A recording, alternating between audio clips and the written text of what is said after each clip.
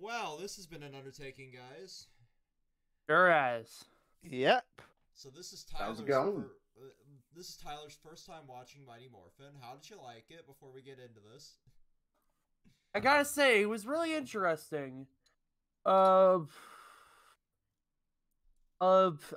gotta say, it definitely felt for most of like the monsters. I thought I'm convinced that the original creators of the Sentai were probably like smoking a couple joints.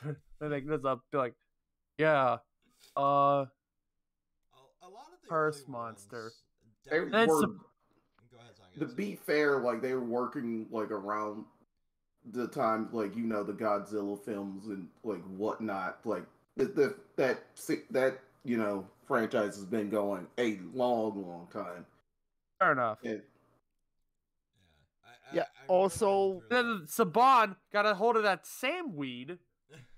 He's like, yeah, let's make that pumpkin monster rap. Yes, the pumpkin monster. I hate Also, the initial cast were not teenagers with attitude. They were cardboard cutouts, and you fucking know it. Teleport to us 5 overbearing and over-emotional humans. What? The bland ones? Yeah, that's right. Yeah, so let's dive into what the purpose of this is really quick. So we're going through every era of Power Rangers, if you're just now finding this video, and kind of doing a retrospective on each era. The internet is going to hate us because we're considering Lost Galaxy in the same Zordon era because it still has repercussions from that. Because we go- know, go ahead. We know it's post Zordon, but it still has repercussions from the Zordon era. yeah, that's like how the epilogue series for Ash is technically still considered part of Pokemon Journeys. Right. That's some super new reference there, but yes, that is definitely factual there. So let's break down season 1 here, guys. The how many cuts were in that first episode for the first morph sequence? Because it was A lot. A lot. yeah. Now, if I was gonna rank it, I would say season 1 is definitely the worst season. I agree by a landslide. And it's not for the fact that it's 60 episodes, because there are plenty of series that can do like 60 episode gold Avatar, Fullmetal Alchemist, just to name a couple there. Yeah, it's Just definitely- that they didn't know what direction they were gonna go in right there. It's just Yeah. it's the And I love the fact that you talk to any old school nostalgia person, like, oh, what's your favorite era of Power Rangers? Mighty Morphin season 1, and it's like, have you watched it back? Have you watched through every single episode? No. You Well gotta then. You gotta take the rose-tinted glasses off. Mighty Morphin is arguably the weakest seasons of the Rangers, but it was a lot of people's first, so they have that attachment to, which I totally understand. I have attachment to a lot of things from my childhood. Yeah. I can look back and realize, well, this was objectively kind of shit. It is objectively shit, but at the same time, it's the fun kind of shit. The fun where it's like what we've done. We've looked back, we've enjoyed it because it's been fun, good shit to make fun of as well. Right, and if you can't make fun of things you love, then there's really not a lot there substance-wise. Like, I love schlocky horror movies, right? And I put this in that same package as that. There's good schlock and there's bad schlock.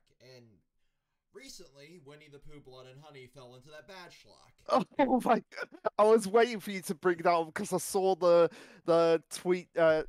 Was it a tweet that you posted? It was a TikTok, but yes. Yeah, I saw that. I was like, It oh has my all the god! qualifications I am- of a movie. I have to watch that film now just to see it, Wait just to till see it's how on bad it streaming is. service to yeah. I your was voice watching memo. it with a friend of mine on the high seas, but still we were watching it. Yeah. And And I didn't really enjoy it that much. But I'll let you have your own opinions on it once you watch it. yeah, and I'll say as well, like with Mighty Morphin, I definitely put this in the category of like the same category I would put the Paranormal Activity films. I mean, I like them, but I know they're objectively not very good films. But I still get a kick out of watching them. Oh yeah. So let's dive into the elephant in the room, because we just like a couple months ago did one on Dino Fury, and a lot of people were saying like Power Rangers gone woke. How about episode 5, where we have the American Sign Language inclusion here? Yep. Yeah, Power Rangers has always been doing this type of stuff. It's just that the people who like just watch one episode, like barely at like a class, it's like, oh, they're just now doing X and X amount of thing. They've always and sprinkled these type of episodes in.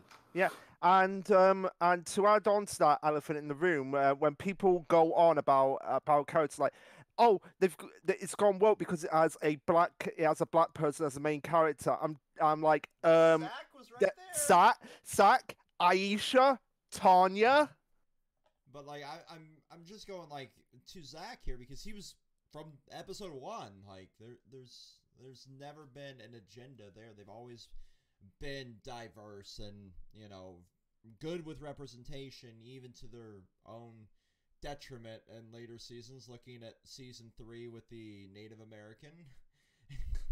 Now again, like I was saying when we watched it, to their credit, the guy playing the Native American was an actual Native American. Yeah, but they were leaning heavily into stereotyping. Yeah, oh yeah, definitely. There's not getting away from that. And they really did lean heavily into stereotyping from the beginning. They made the black person the Black Ranger, the Asian person the Yellow Ranger. Apparently, from looking on the wiki, Walter Jones himself apparently was like, I want to be Sack. I think. Yeah, he stated in actual you know, like interviews that he actually auditioned to be the Black Ranger. So really we can't say. No. Yeah, we can't really say it's a. Sorry, I was gonna. What were you gonna say?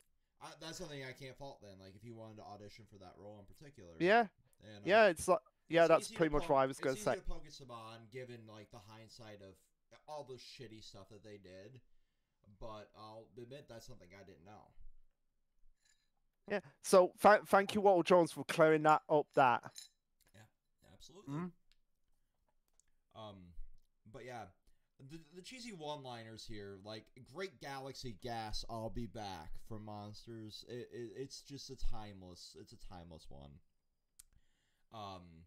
But let's skip down to Luke. You actually have like sat down and went through all of the monsters. Oh yeah.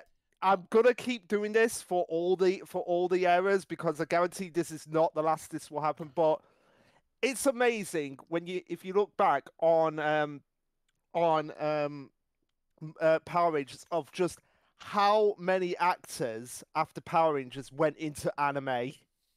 Or in this one's case, in this note's case anyway, went into being some of the most famous voice actors on the planet, with Madame Woe being Alex Bornstein, who voices Lois Griffin. Yeah, and this isn't the last time we're gonna see her next season in a very prominent main villain role. Mm-hmm. Yeah, but I'm counting now. So 1, 2, 3, 4, 5, 6, 7, 8, 9, 10, 11, 12, 13, 14, 15, 16, 17, 18, 19, 20, 21, 20, 23 voice actors in Mighty Morphin went into anime at least once, including Bulk's actor. And let's talk about Bulk and Skull for a moment here, because they had quite the arc. Like early on, they kind of could have gotten canceled by today's standards. So could have Tommy with a lot of his dialogue early on. Yeah. Like a lot of the dialogue aged horribly in this. Like, but that's what makes it funnier. Oh yeah, 100%. Yeah, it's aged like my grandfather, and he's dead. I laughed at first, but well, Jesus Christ, that took a dark turn. Yeah, well, that's fair. It was in the early '90s, so you know. Yeah, and we have different standards for like what is passable now than back then, and that is something that a lot of people stop taking into account in this generation. Is it's a product of its time, and we need to separate it from that. It is your parental duty to explain the media you are showing your children, and I feel like a lot of parents just throw their kids in front of a fucking iPad or in front of the TV and fail to do that. And they retroactively sit down and bitch and moan online that how dare this show from 30 years ago have this word in it. And Yeah, it's the same. It's the same kind of parents who just put the kids in front of something and be like, okay, this isn't real. Don't be doing what is in this thing. Mm-hmm. Like let's bring up a recent example here, right? Or a somewhat recent example. Like, how many of you guys are familiar with trauma films? I somewhat familiar, but only from a Angry Video Game Nerd episode. Okay, so James Gunn worked for Trauma Films before he made like his big ticket in the Guardians of the Galaxy, and he did a lot of like the marketing and sort of character, and a lot of those tweets were like references to trauma movies that surfaced and got him canceled, so to speak. So you have those things going and ruining people's careers, but not taking into sense the context of those tweets. Like, I look to one of my favorites, and it's a very problematic film by today's standards, is Sergeant Kabuki Man. And that movie would never, even by trauma standards today, be greenlit today. it's fucking awful what that movie does, but it is such a fun, stupid, horror-esque, like, movie. But yeah, like, those types of things, you would sit down with your kids and be like, we don't say this word. We don't use this. We don't use this reference here, and we don't utilize some of the language Tommy was doing with the ladies in the early seasons of Power Rangers, like yeah, or Bulk and Skull being borderline sex pests early on. Oh yeah. But yeah. I'll let somebody else take the reins for a few moments while I make me another Green Dragonzord. If you want the recipe for the Green Dragonzord, it is on our Twitter. Yeah. So I've got some things to say. Going on a more positive note about famous voice actors who have been in Power Rangers. This has not someone that went into anime, but it's like one of the most prolific actors today. Bryan Cranston, aka Walter White, who was in episode 14 as the monster in that. So, yeah, you want to know where Oh,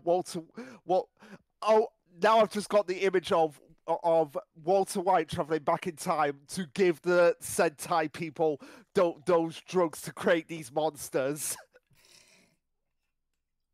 Wow, that's crazy. He went back all the way in the 70s. That's crazy. The most pure crystals ever. Yeah. Thank you. But Zeo crystals. Oh, Zeo meth. Yeah. But of course, two of them.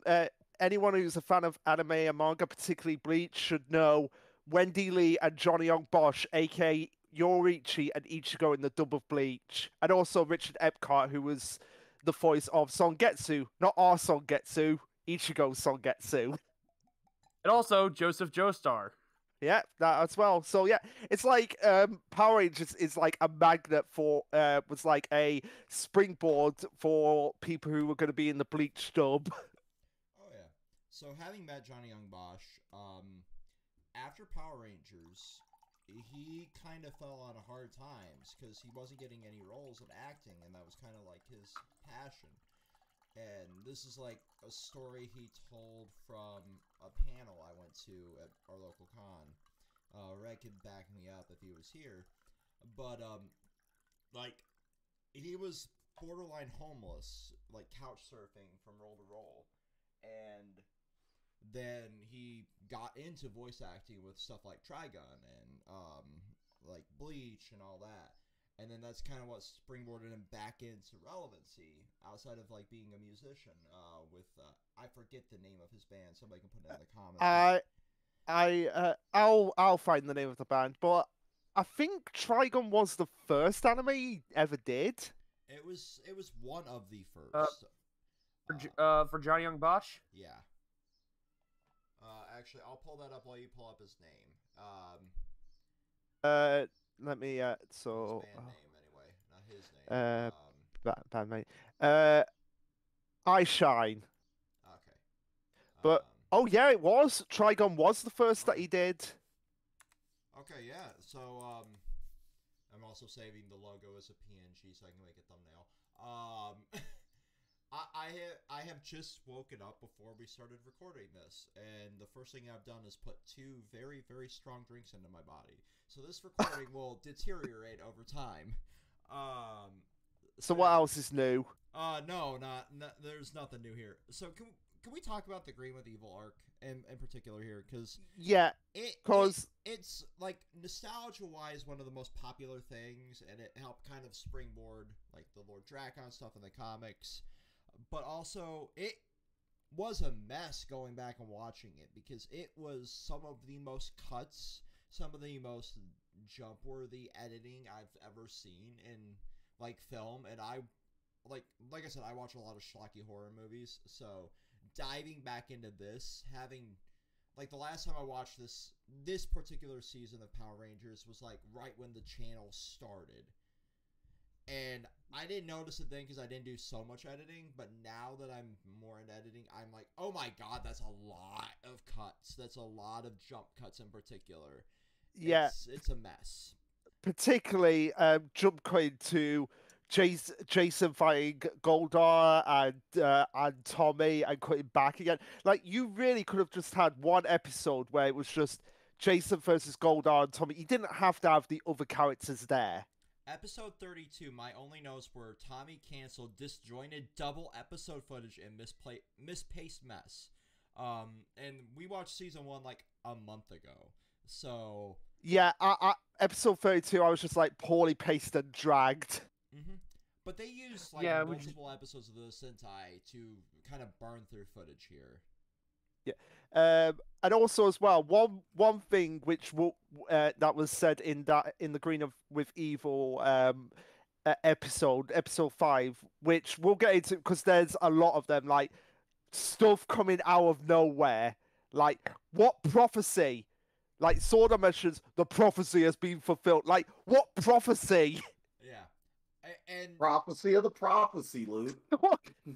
Yeah, it's like as well. If we go back to episode 6, where Bulk Skull had those henchmen, it's like where did these guys come from? Oh yeah, more useless than Richie, I put. And we'll get to Richie. They paid for friends. Sadly, they didn't have any because they were jerks. We will get to Richie. Glorious Richie. And of course, the biggest continuity error is that. It's that Jason already knows what the power sword is because in the first episode he goes power sword, and then Sorda's like, this is the power sword. It's like he already knows what the power sword is. Wait till we get to the bikes. Wait till we get to the shark cycles. It's just writers' shenanigans. It's like they had one writer work on an episode, and then the previous writer didn't read like the previous script because why would they? It's a kid's show. The kids don't have that much of an attention span. People 30 years in the future aren't going to dissect this shit. Now, okay. Surely they wouldn't. What I will say about Mighty Morphin is that, particularly season 1, is that early on it has one of the biggest uses of foreshadowing. Episode 10, where they mention alien rangers. Mm-hmm. Literally 2.5 years before that actually comes to fruition. Like they were more of like covering their bases. Like if they wanted to do something like later on, they already established that was a thing. Yeah, and of course one of my favorite things is Billy having a bajillion love interests. So it's like. Go ahead, Tyler. It was like freaking love interest roulette. Like, who are we gonna have Billy show interest in today? Well, it was like that one bald guy from like Seinfeld just constantly kept getting like date after date or like almost every episode. Yeah. Yeah. So did you see the tweet that David Yost put up a couple days ago? No. So yeah, he had to break down because of course he did because the internet is stupid. He's like, I am gay. Billy likes women.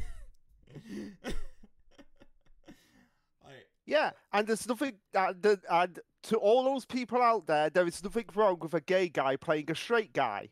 right, like it's not that fucking hard. It's acting. That is his entire job to be like, oh, cool. Yeah, it's like when I get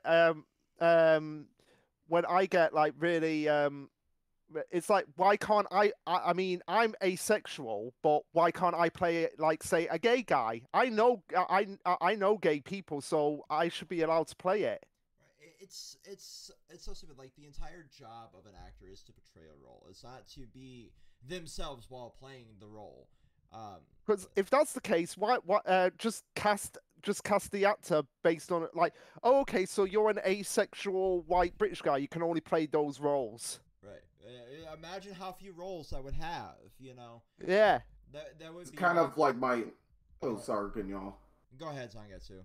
Yeah, it's also kind of like my issue with like the voice acting industry. You can literally voice whoever you want as long as you have the voice range to do so. Right. And then people are like limiting them based off of like they have to have X like skin color, and it's like, well, that defeats the purpose of voice acting. Yeah, and even then, it's still not good enough. Not naming any names. The English dub for Miko in My Hero, when people were like, "Oh, You're she not doesn't sound black enough."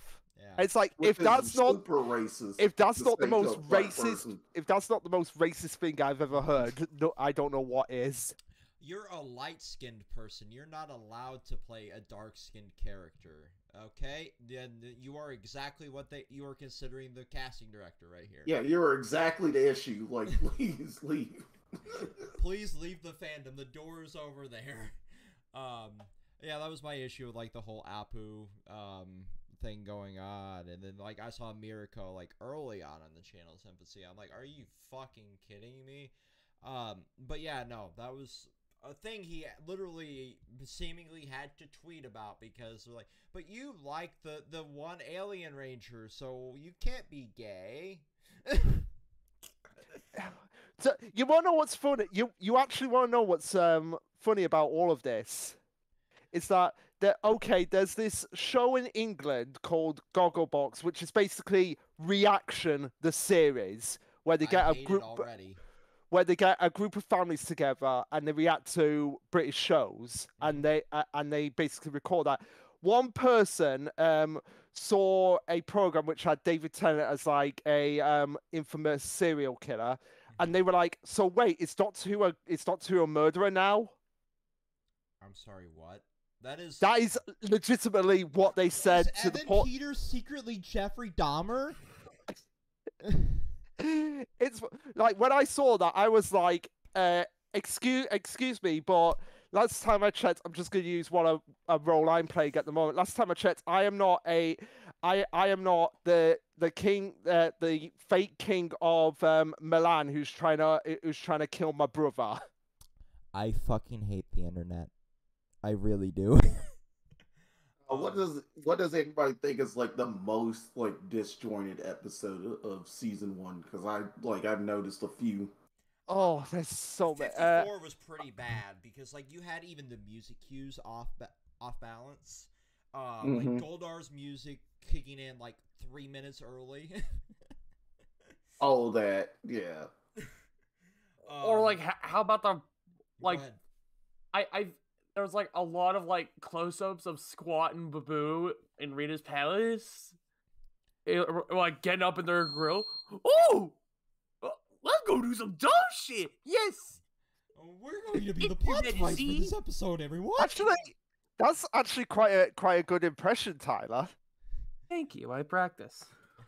But I'd say any episode that has like obvious dub overing, like we talked about voiceovers, like I had one in for episode 11, like Trini's cousins. You can tell it is dubbed over, and it just sounds awful. Oh yeah. Yeah, there's a lot of bad dub overs, especially like some of them with like the child actors because they don't want them to pay them extra. Oh yeah, in season 2, Especially in season 1, a lot of characters are dubbed over, so they don't pay them extra. Mhm. Oh yeah. They would count them as what's the role? An Not auxiliary a role. full acting role, but it's just you know. I saw it in like the credits, but I can't remember the term they used back. I forgot the term. Apologize in advance for that. But it's really bad in season 2, and we'll get to that in a few minutes. So who is out of season 1? Who is everybody's favorite character? Billy. Definitely Billy for sure. Billy for the Rangers, and I gotta say, Madame Woe was my favorite villain out of like the one-off villains, but I will forever have a soft spot for Finster. I will as well. Like as well. Not only because he has the same voice actor as Lord Zed. But he's just love so the footage fucking of his- wholesome. Yes. He's I like don't get paid enough around here. yeah, he's like the old employee who's just like, I just want to retire now. I don't quite have enough to retire, but I'm so fed up with the bullshit around here. Yeah. I will like Billy was my favorite just because of his just because he's a geek. He's a legitimate geek that actually kicks ass. Oh yeah. Also, because Billy is arguably the most fleshed out of all of them. Oh you yeah, see definitely. his progression as a fighter, throughout the series. You notice, like, at first he's just like bumbling around in order to like hit stuff, and then eventually you see him like going off. But Eventually- you don't really see that often with like, especially in this series. It's usually everybody knows how to fight at the jump. Okay. Yeah, I'm and gonna put something in especially podcast text for you guys to see. This is Finster in the comics. And I'm going to get to a little bit of the comics because I think I'm the only one here that reads them. But yeah, he's a fucking force to be reckoned with in the comics. So the first one there on the left in Discord is Finster 5, and that's from the Shattered Grid arc. And then the one on the right is actually from the current arc where Rita turns into Mistress Vile, and she bodies fucking Lord Zed in the comics. Like, straight up, Lord Zed is tail between his legs going back to fucking Zordon. She's terrifying. And Finster is the one who kind of helps instigate the downfall of the Rangers temporarily here in the comics. So this dude is hella nerfed in the show canon, but the comic canon he's terrifying, and I love him so much in there. He made the throne of Lord Zed into a monster that beat the shit out of the Rangers, and they had to leave the auxiliary Green Ranger that is one of Kim's love interests in it behind. Like, they had to leave one of their own behind to even survive. that is sick if I've ever heard it. So yeah, I love his little clay monsters. Like, whenever they show the footage of them, then they're just like moving their little hands and arms. It's so cute. So yeah, that's just a little touch into the comic canon. I definitely recommend diving down the Boom hole if you are an old school fan, because there's a lot there for you. I have advocated for the Boom comics unpaid for years.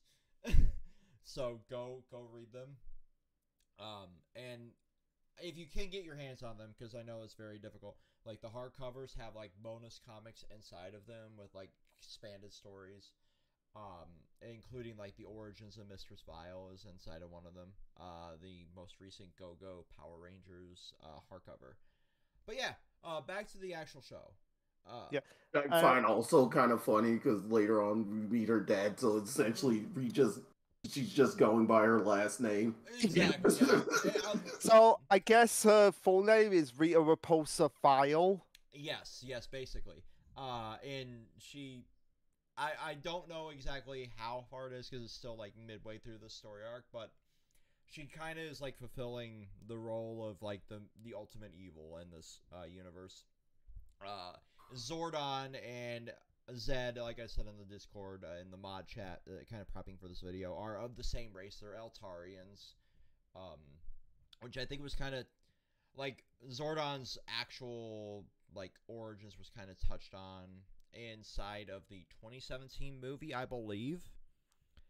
But I have not seen that movie yet. I have it on Vudu, so I'll screen share it one day. It's terrible, but it's hilarious. But yeah, it's interesting kind of diving into this lore and expanding on it. Like the Zeo Crystal plays an even bigger role inside the comics than it does here in the Zeo Quest arc in season 3.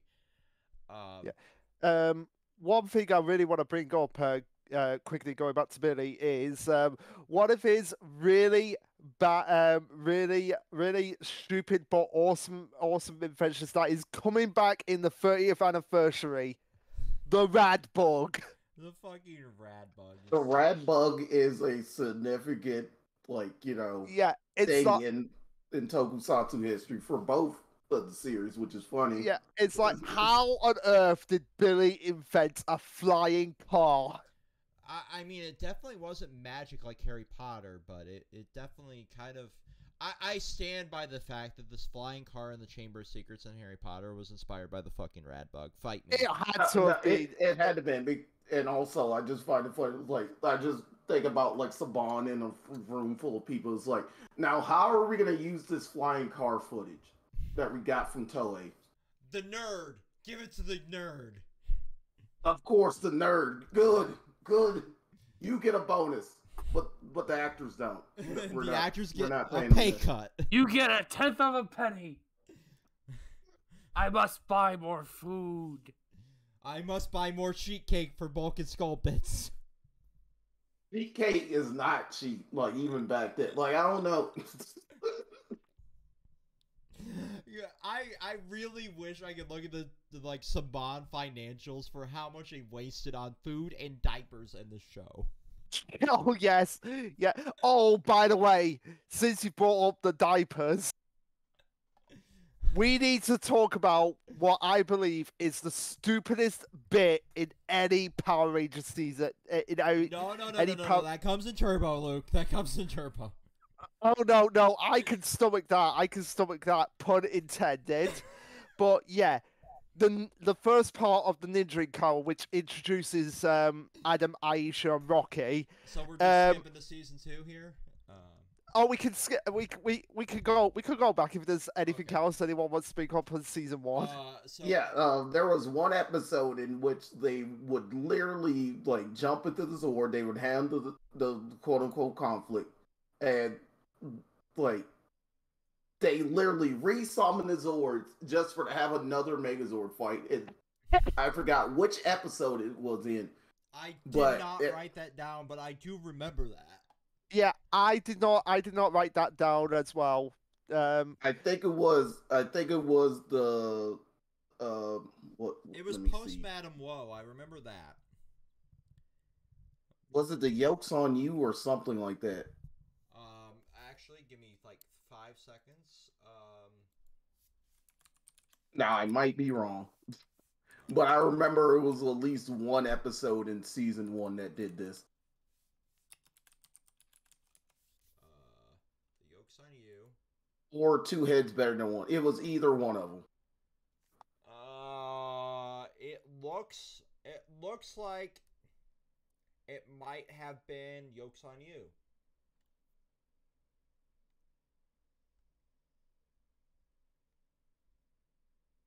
It was just so disjointed, and it felt like I was watching 2 episodes at the same time.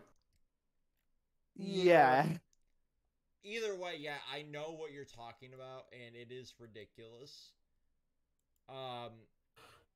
But we also have one thing here with Pudgy Pig, right?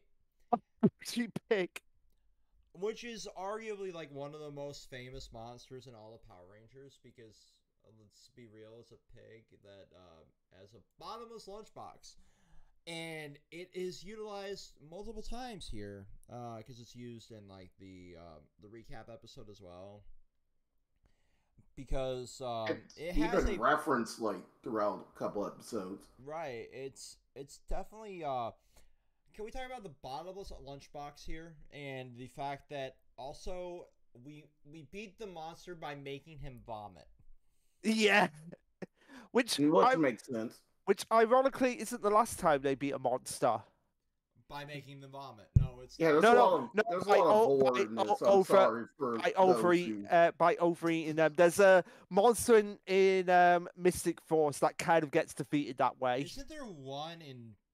I don't want to say Beast Morphers, but it's a trope. It's happened multiple times. Season. I'm pretty sure there was a Nickelodeon season where they did this. Probably gonna happen like at least once. Yeah, in probably multiple seasons. Yeah. It might have been Dino Charge because I saw some footage from it. But anyway, like we have that. We have like Jazz Hands Grumblebee was a note that I took. Oh, and of course we have the rapping pumpkin. We can't forget the rapping pumpkin. And Tyler, the thing I don't miss is rapping monsters. Please let them go away. And Tyler, I hate to tell you, like there's at least 2 more rapping villains. Oh, come on! We need to get a compilation of every single rapping villain. We have like the Paradox Brothers from Yu-Gi-Oh, the rapping pumpkin, the rapping dog from the animated Titanic movie, the rapping shark from my personal channel of rapping villains. But at least I actually mind like the Paradox Brothers. They weren't like ear grating. Yeah. Like fucking Lil Uzi, the stupid Gucci Gang idiot took inspiration from the fucking the rapping pumpkin. I stand by that. Fight me in the comments. Yeah, and just quickly, another thing I wanted to bring up as well because I've got it up here for like episode 44, the first time a police officer actually shows up. Listen, it's hard to hire a police officer when there's a monster every day, okay? Right, how are they gonna afford most of them, Luke? Like, the city constantly keeps getting destroyed, like, the insurance is, like, up, like, skyrocket high. To the point that they have an like, Angel Grove has a canonically official abandoned buildings district. And an abandoned quarry.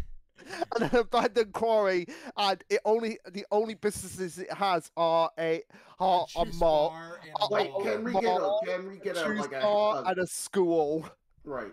Can we get like hands up for like the MVP of Tokusatsu history, the quarry? Give the clap, everybody. Give the clap. No. The MVP is back explosions. No, it shows up the most, Luke. Yeah, that's like why. The quarry is in almost every season of Sentai. Zangetsu's right there. And Kamen Rider. And fucking Ultraman, it's in there a lot too. Like, despite the fact that they're like not connected, yes. Like it's just Tokusatsu standards. It's like it's crazy. There was a couple Godzillas like that same quarry seemed to appear too. That's because they own that lot. Yeah, totally owns that lot. They actually own it. Yes, they own like a large like segment of like Japan, and they use that just exclusively for like shoots and whatnot. That's why in certain things you'll see that same like parking lot. Like even keep in showing like up. ironically, even in like animated shows, it's referenced. Like you have like abandoned fights inside of Dragon Ball and shit popping up inside of like what looks like that quarry. It's a reference shot. But yeah, so let's just go to season 2 and get it out of the way. Yeah. Actually, one other thing quickly is when we get near the tail end of season 1. The Return of an Old Friend, you're just there scratching your head all this time, wondering where the hell has Tommy been? Oh yeah, well he was fighting that's- to be the most paid actor in Power Rangers history, apparently. Yeah, that is. He was about to have like his own show, but then that got squashed. But yeah, that is legitimately my only note in capitals for Return of an Old Friend. Where the hell has Tommy been all this time? Well, he was going to be Ryan Steele in VR Troopers, and then they gave it to another actor. Yeah. Yeah. And then that's why they kind of shoehorned the White Ranger plot into the season 2, which we'll get to eventually. The Z-Putties are the arguably canonically weakest villain, the weakest henchman. Yeah, they're canonically the weakest mooks because they have a giant Z on them. Once you figure out that weak spot, well, it's easy. Well, to be fair, also one other thing we missed out: the saber-toothed tiger is not a dinosaur. Well, yeah. Well, yeah. Well, yeah. Look, like three. Neither was a mastodon. I know, right? The team doesn't have dinosaurs. In case you didn't realize. But yeah, I only bring that up because of what I have for the mutiny opener for season 2, because I have another issue with the swords about that. But the first one I want to talk about is like how dirt biking is more important than safety, because they're literally being attacked by the monster and they're still dirt biking. We gotta finish this race, Luke. We gotta finish the race. We must We risk gotta get the life money. for charity. We must. No, they gotta get the money for charity because they gotta rebuild the city, Luke. The city ain't gonna rebuild itself, Luke. So stupid. But like, say, you know what I did? You know what I did in high school / college? I was in plays. I was doing clarinet. I was playing Yu-Gi-Oh. But you know what I wasn't doing? Dirt bike racing. Can I ask a question, Luke? Was your city destroyed every other week by evil witch?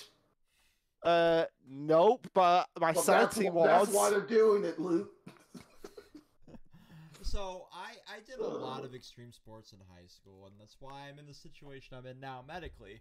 But you have different, like in England, you have a lot more focus on the arts, and you have a lot more focus on like actual, important things. Here in America, you have cities that have one bar, one hardware store, and one general store. Or like Angel Grove, where you have a juice bar, a strip mall, and a high school. Like, you would kind of make your own activities in those types of cities. And for me, like, personal anecdote, like, I fucked my shoulder up because I decided BMX racing, like the guys from fucking the X Games, was a good idea, and made a makeshift ramp out of like 2 picnic tables and a bunch of milk crates that I acquired from our local general store. I'm pretty sure the statute of limitation is up for that. And like, you just made your own fun, and your neighborhood buddy's dad is begging your parents not to sue them because you broke your shoulder on their front lawn. Yeah, and I think it's more apparent that we don't tend to have dirt bikes in England. No, it's There's too a ton rainy. of dirt bikes here. Yeah, but I think it's to do with the fact that they do every single thing under the sun, and yet still have time to be the Power Rangers. Oh yeah, 100%. Logically, they would be the most burnt out human beings on the planet, and we don't really talk about that enough. But there's no way in hell until season 3 it starts to show with Kimberly. Like, yeah, in fact, when was the last time any of them slept? Well, we assume at the end of every episode they go home and they do their homework and they do their nappy poos and everything. And while they're doing the nappy poos, that would be the perfect time for Zed and Rita to cast a monster. But these were Right in the middle of the night, but I'm guessing they go to sleep at around that time too. Yep, because even the most evil of villains require some rest. Yeah. Well, that's true. I mean, have you seen the parties they have? They look pretty entertaining. Very. Yeah, like they know how to party. Let's just dive into that. They know how to party. I would love to be to a monster party with them. Yeah, I'll be like, okay, said it's the party free. Okay, thanks, I'm coming in. Here's some. That some reminds hot me, the remedies. wedding and the shocker of the year at that point. You know, as I watched, it was like, wait, Zed's Jewish? Oh God, yeah. Shalom.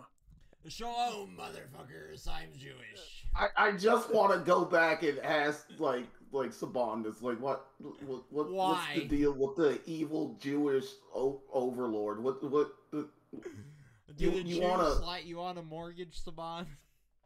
Yeah.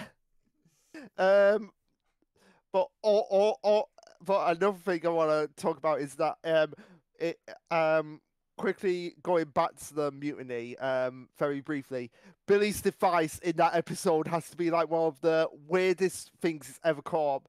A jamming device that is essentially a microwave running on C batteries. God, They had to work with the footage. It's so fucking stupid.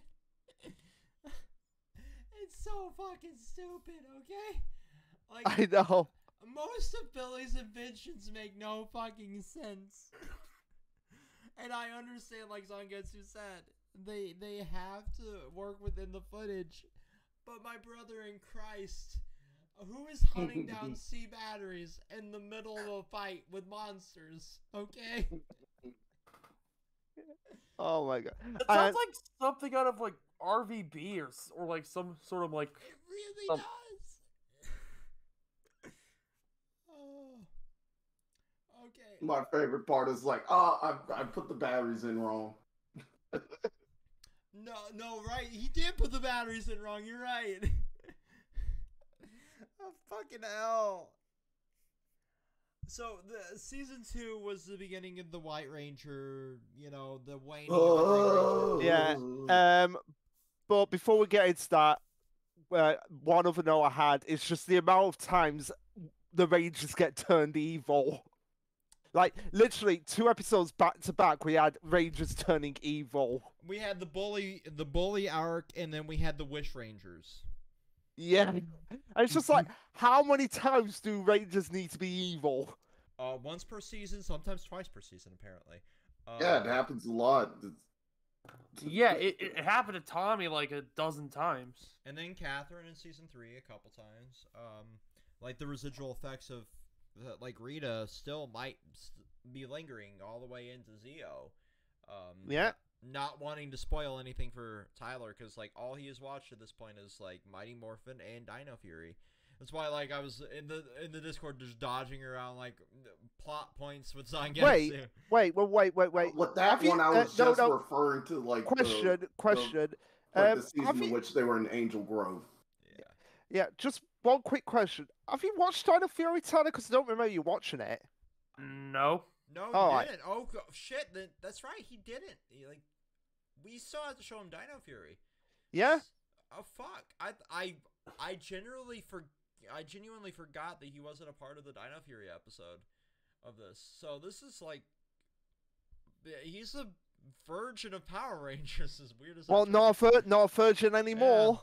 Yeah, He's lost his Power Rangers virginity. And also as well, now that he's lost it, he can safely point out the flaws with Nostalgia Critic's Power Rangers the movie review. Like I said to him last night when he went, "Oh, if Boca Skull hate the Power Rangers, why are they hanging out with them all the time?" Newsflash, Nostalgia Critic, they don't. They want to understand their identity.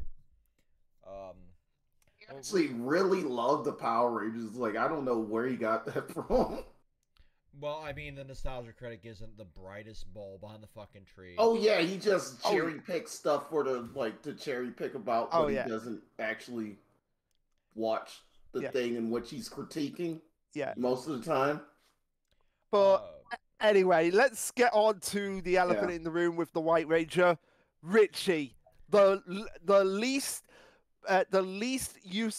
most useless character ever to grace any season of Power Rangers. What was the point of him?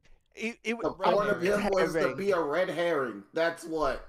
That's stupid. That's Like, literally his entire purpose. literally- Red herring, man. Anybody who watches Mighty Morphin and remembers Richie, can you tell us what did he do besides for just stand behind the bar and smile? Nothing. That's literally all he did. So I will literally pay. I will, honest to God, pay someone £100, and you can quote me on this, to find out what Richie's purpose was in the series besides being a red herring and being eye candy for the ladies, particularly Trini, even though she already had a perfectly good love interest in Billy. I mean, Trini has plenty of love interests. But so Richie was replaced by a character named David in the comics, and he was the red herring for Promethea, which you will get to a little bit further into the series here. For those who know what Lost Galaxy is about, you get a little bit of nod to that there. And he becomes the Green Ranger 2 in that. But outside of that, like, Richie was basically that red herring in case Jason David Frank. Wait. You're telling me that Richie also got shafted in the comics? Richie didn't exist in the comics. That's actually hilarious. Yes. That's even more hilarious than him actually getting shafted. Now, I will say this about Richie. No disrespect to his actor. In fact, rest in peace. But at the same time, you deserved better. Oh, he did. He deserved to be a bigger role, and that's something that Saban was really bad at. Is like the characters that were the red herrings in their plot lines definitely got fucked over the most because they would Richie could like. Go ahead. Like, I don't know if it like registered in Rita or Zed's head. It's like, this Richie fellow seems to hang out with the Rangers a lot. We could use him to sabotage them. 100%. Behold, my new Ranger, the Dookie Brown Ranger. They would have to have another coin in order to do that, but sure. Ironically, in the whole 30 years of Power Rangers, we've never had a Brown Ranger. No, we haven't. Yeah, in Power Rangers, you're right. In Sentai, I think we did. Yes, there is a Brown but not in Ranger. Power Rangers. Never been a Brown Ranger for some reason. I mean, allegedly the Death Ranger is going to become canon, and I don't trust the Illuminati with a. I saw that, and I was like, yeah, you've been wrong about several things before, like the whole Hasbro cutting ties with. Yeah. Let me just put a kibosh on that one. It's like they've used too many of the costumes and designs from that. It would literally make them lose money because they would no longer have access to the Power Ranger suits because they're from Jew Ranger. They wouldn't have access to the White Ranger suit because that's from Die Ranger and a lot of other suits. Like, they would lose Car Ranger, O Ranger, fucking Kaku Ranger, and Ninja. They would lose all of that. Like, it would be horrible for them business-wise, meaning no fucking merch sales, meaning, Hasbro would arguably lose the bulk of their profits because fucking nostalgia marketing is a motherfucker. No Pudgy Pig. We couldn't fucking release 7 versions of Pudgy Pig for every convention. No putties. No Tangas. None of the best character. No, the Tangos are actually original. Right. We wouldn't have the cogs. We wouldn't have any of that shit. Like, it's stupid. But also, like, the fact that they were wrong about that, and like most of the stuff that they've said, like post 2019, has been blatant bullshit. They've been right on 1 or 2 things, but like arguably, like, their track record is like so spotty at this point, like, that you can't believe that. I would love for the Death Ranger to show up. Like, the only appearance we've had him in outside of like the original Sentai was Shattered Grid, and even then he was like a character in the background of a battle. And I want to clarify this. This does not mean that, like, I think like Toei and like Super Sentai are holier than thou. They do no wrong. I'm just clarifying, like, business-wise, that would be a terrible decision for them to do so. No, 100%. I totally agree with you there. There's some things I think Power Rangers does right, and I'll praise them for, and there's some things I think that Toei does wrong. Yeah, and Sentai does a lot of stupid shit. Like Toei is very bad, especially in like their animation department. One Piece. Bleach, Need we? or not Need Bleach, we? But I was just gonna say, need we forget the infamous scene in Wano with the whole wrestling arena, which went on for a minute. I would definitely say they did a lot better with One Piece, but it took them a while to actually do so. It took them what 3 seasons to fix the animation inside of Dragon Ball Super. Yes, and I'll blame that more on please do more like seasonal stuff instead of trying to do like all your seasons like year round. Yeah, this is what I don't get about it. Like they can do it for Super Sentai. Why can't they do it? Why can't they do it for the animation? They rotate their series out is why. But they try to run everything animation wise concurrently. Yeah, don't do that. You're right. You're 100% right. Like look to say what you want about like the animation quality, but if you look to like a series like Dr. Stone, who releases seasons every 2 years, it's got a good adaptation. And it's paced properly, and it's not a mess of like let's zoom out of this by now, like granted, like running like seasonally doesn't mean like they'll get like extraordinarily amount of breaks, but at least give them some breaks. Rather than almost none. Yeah, and I'm not saying do like extraordinary breaks, but like say do a season, then take like what 6 months off before coming back and doing another one. Not even like 6 months. They couldn't do that to make it like seasonal. They had to like 3 off and then rest and then. Yeah, it's very hard to determine like the pacing of it, but you can tell. At least in like your example of Dr. Stone, you can kind of tell like where TMS kind of dives in and out of production periods. Yeah. But with Toei, it's like every week. Like here's a One Piece episode. Here's a Dragon Ball episode. Back when that was airing, and they were splitting that staff pretty heavily. Whereas, like, with Super Sentai, like, it's actors, it's actual actors. There's a lot less to cut. There's a lot less to workload there because it's live action. The only, like, animation direct style thing would be, like, the special effects. Like, here's the explosion. Here's the monster footage. We're blowing that up and making it, like, 3,000%, and it's, like, in the background. But yeah, that's kind of like the difference there. With the monster, they don't really have to even do that. Like all they have to do is just have like the cameraman like be under them, under the monster costume, and then shoot. Let me throw my grenade that I won't call a grenade. It's my growth bomb or my growth. Love that. I love that. I love that. I love that as well. It's one of my favorite things from which they pull the grenade and then they blow themselves up.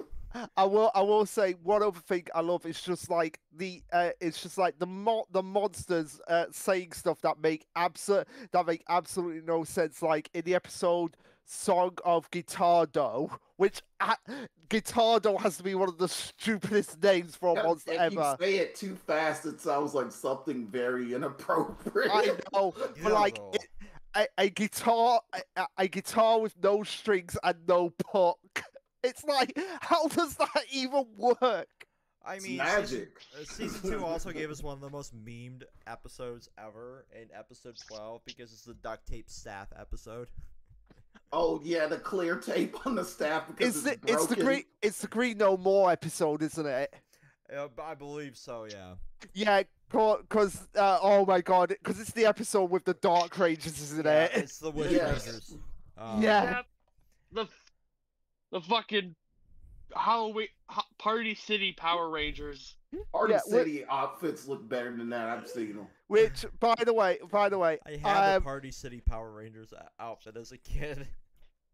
and of course they're transferred characters to like it's like the Angel Grove is so poor that they have to transfer students in. Please raise our test scores, please. It's like because I put that in my notes. Transfer character number 1,023,000.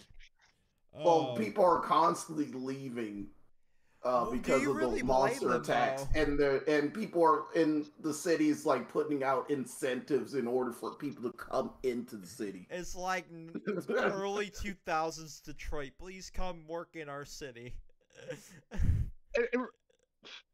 What? Do you think it's like that one episode of South Park where all their physicals, where all their like physical exams are like bogged down by Cartman, but instead of Cartman, it's their test scores being bogged down by Bulk and Skull No, it's because they're being that stupid. right. It's Bulk and Skull and the monster attacks every week. I swear to God, Bulk just farted next to me and it smelled like a nuclear bomb went off. I want to leave, Dad. Okay, honey. Between that and the fact that there's an evil space witch that just destroys the city every other week, let's leave. Yeah, and this one time she had a rapping pumpkin. It was terrible. Which, by the way, I am going to be gnawing and banging on my wall when we get to future seasons where people try to deny the existence of monsters. Well, that's more of like them trying to like make the status quo because they're not like directly connected. But with a certain season I talked about with Vex, that doesn't work because it's like directly connected with that one. But I'll leave it at that. Yeah. We'll get to that when we get to In Space. Oh yeah, definitely. But one thing I will say about the Dark Black Ranger, if anyone's played Ultimate Spider-Man, it's the same guy. It's the same guy that does the voice for Miles Morales. Oh, interesting. Can we talk about the fact that Zed has his own fucking language? Is it Sedipu language? No. Like on the notes and on the treasure maps and everything that he has left inside of like all of his plots, he has his own language. It seems like we saw it in episode 10 here, where I just labeled it like the Zedanese note, and where Trini's falling for Richie, like falling in love with Richie instead of. Can we talk about the weird thing with ZZ? God, it's in the Jew Ranger font every time I see it. Oh man, yeah, no, like 100%. It's ridiculous. Like, I hope in Cosmic Fury we get like the actual like base form of Lord Zed, because that's fucking terrifying. Yeah. But yeah, we episode 12 has another episode of the Evil Rangers, and we have Billy being the biggest prick out of all of them, the alternative to Billy, which was Stuart. Wait, that was his name? Yes. Stuart? I looked up his name because I'm like, I have to talk about this character, because like you have the nerd being the actual worst bully out of all of them. And it just kind of struck me as like, when you're bullied so much, you kind of turn into that bully. Because I kind of went down that path a little bit in high school. Like, I was bullied a lot, and then I turned into the guy that would bully the bullies, and it wasn't really a good thing for me academically, because I got suspended a lot in school because of it. So, Vex, I've just got one thing to ask you. Are you getting any royalties from Pokemon Scarlet and Violet? No, I have to talk to the Pokemon company about that. Yeah, because I 'cause definitely need to serve some residuals there. Yeah, because hearing that story, like, that's basically the story for Team Star.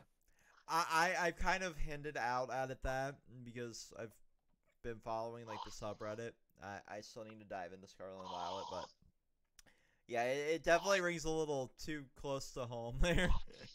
But yeah, we also like, why did they use fucking gimp suits for the Wish Rangers?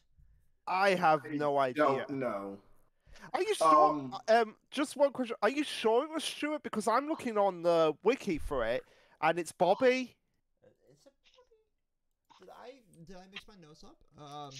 You must have done, because I'm looking at it now. Like it, Green No More. Bobby. Yeah. Yeah. Yeah. Tyler, what's your opinion on the terrible sock costume Rangers? They are so bad that it's fucking funny.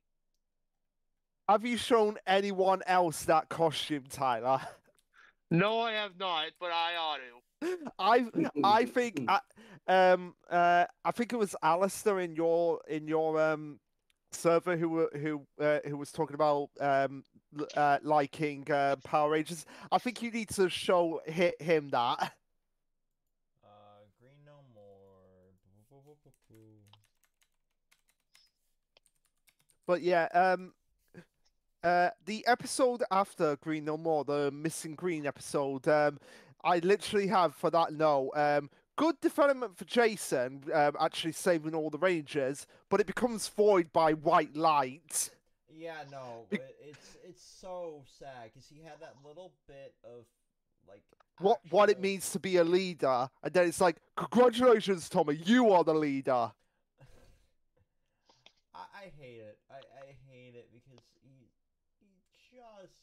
he just fucking got into his own, and then If any actor should be pissed off in Power Rangers for being undermined, it should be Austin St. John, because I mean he kind of is. And I kind of agree with him. It's the only time, like, no, yeah, you got shafted for Jason David Frank. It's like, because we gave you these super awesome powers and you get to control everything with your sword, we're gonna make you leader because you came back. But It's like okay. he was at our last local con here, and I went to this panel because I'm not the biggest Jason fan on the planet. I'm not as well, but like, Jason was the leader, and then all of a sudden this new kid comes in. Mm-hmm.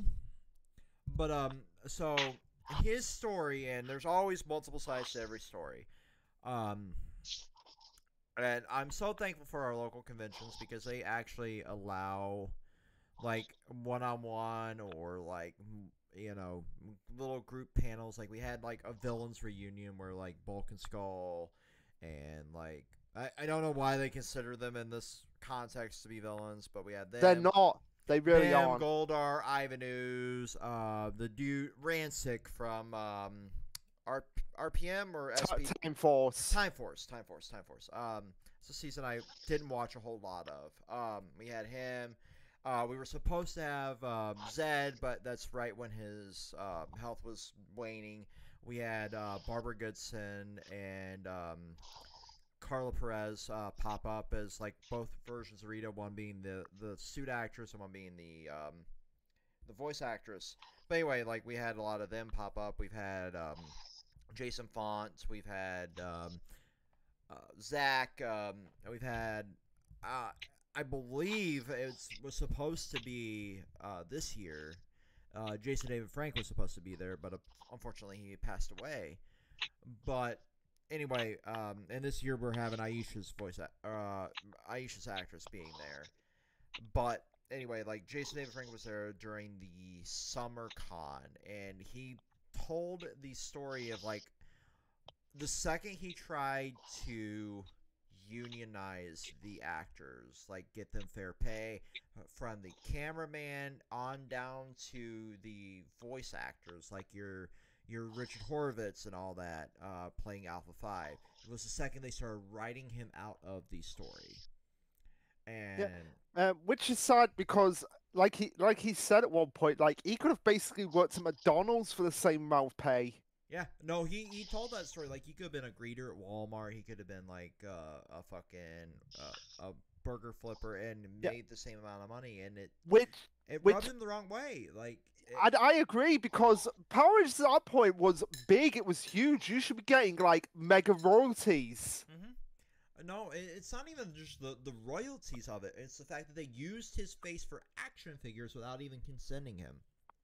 Yeah, that's royalties. Like, that's what he should be getting paid for. That's like, they took the footage and made the figures. They didn't even utilize like a face scan. They took the footage and face scanned that and made the toys.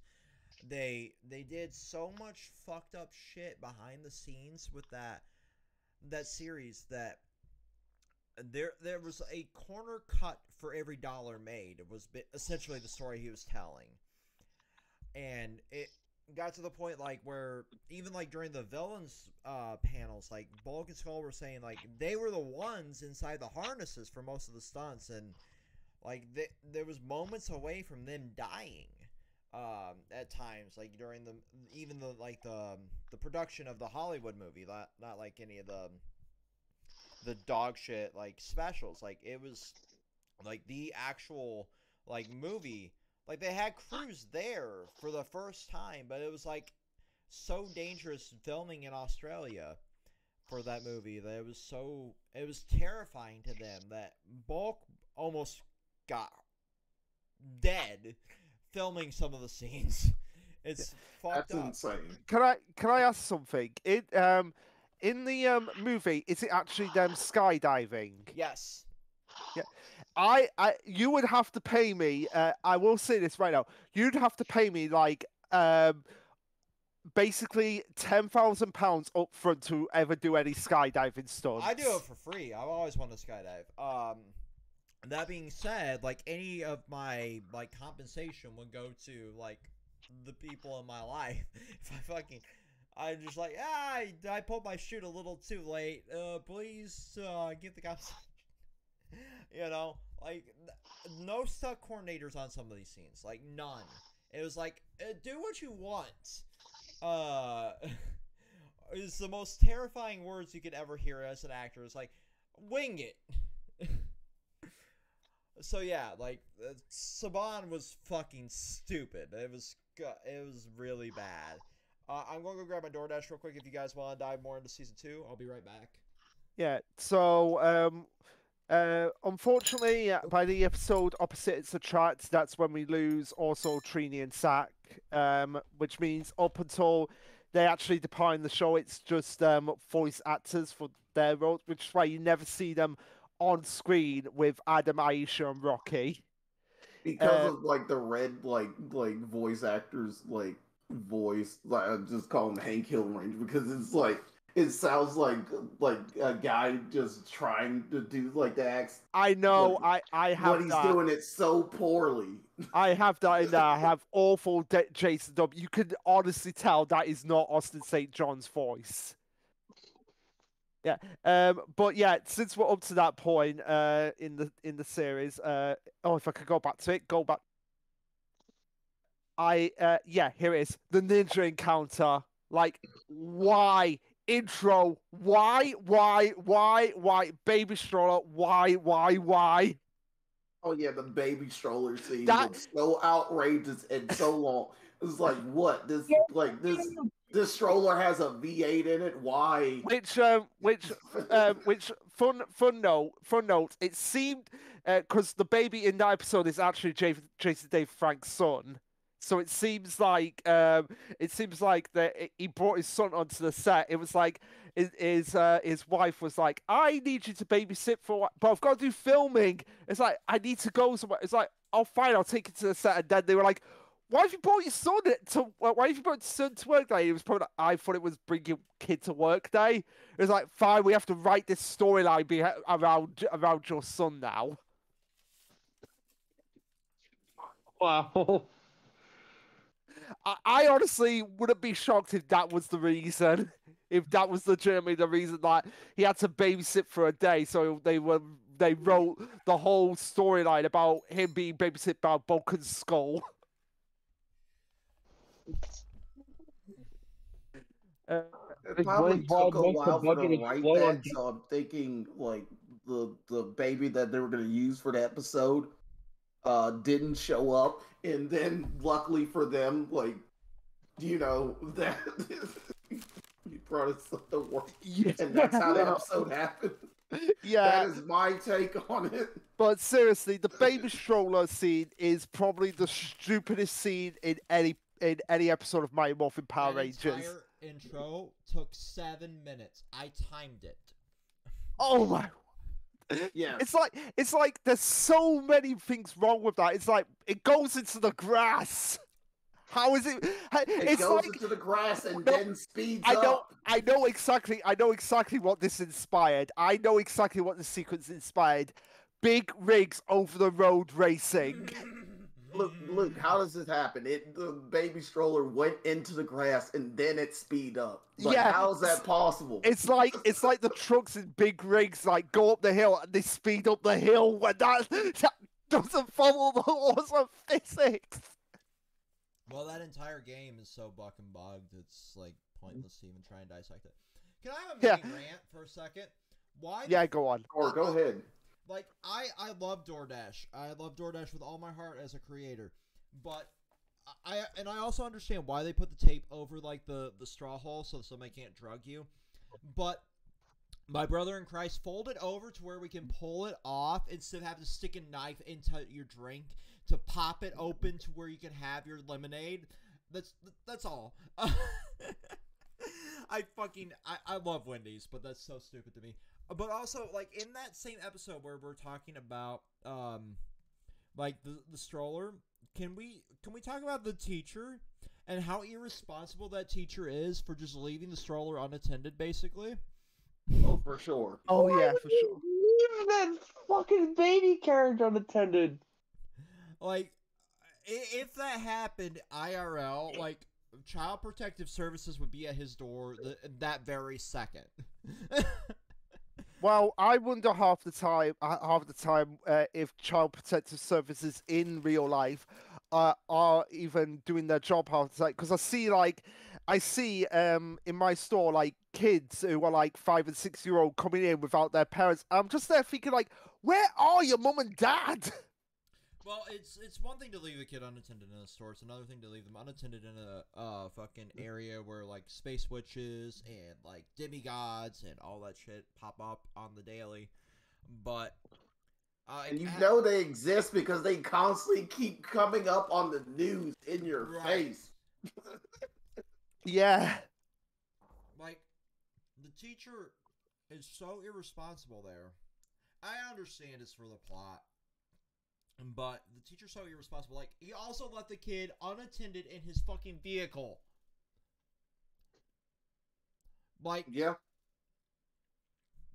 I'm sorry. This looked like it was the middle of, like, late spring, early summer. Inside of that car would be in the multiple hundreds of degrees. Yep, that kid was baking. Mm-hmm. Like a damn chicken. Yeah, and also it seems like announcers can't remember the names of cities because they call Stone Canyon Stone County. Well, maybe it's in Stone County. I don't know how their county system works. Unless Angel Grove has to be in Stone County because Stone Canyon's like the neighboring city.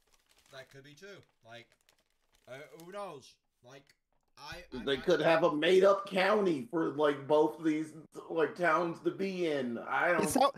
Is that why Fastcash Rocks is there? Is that the Stone County they're referring to? Who knows? But yeah, also as well, why are they having a ninja battle in a boxing ring?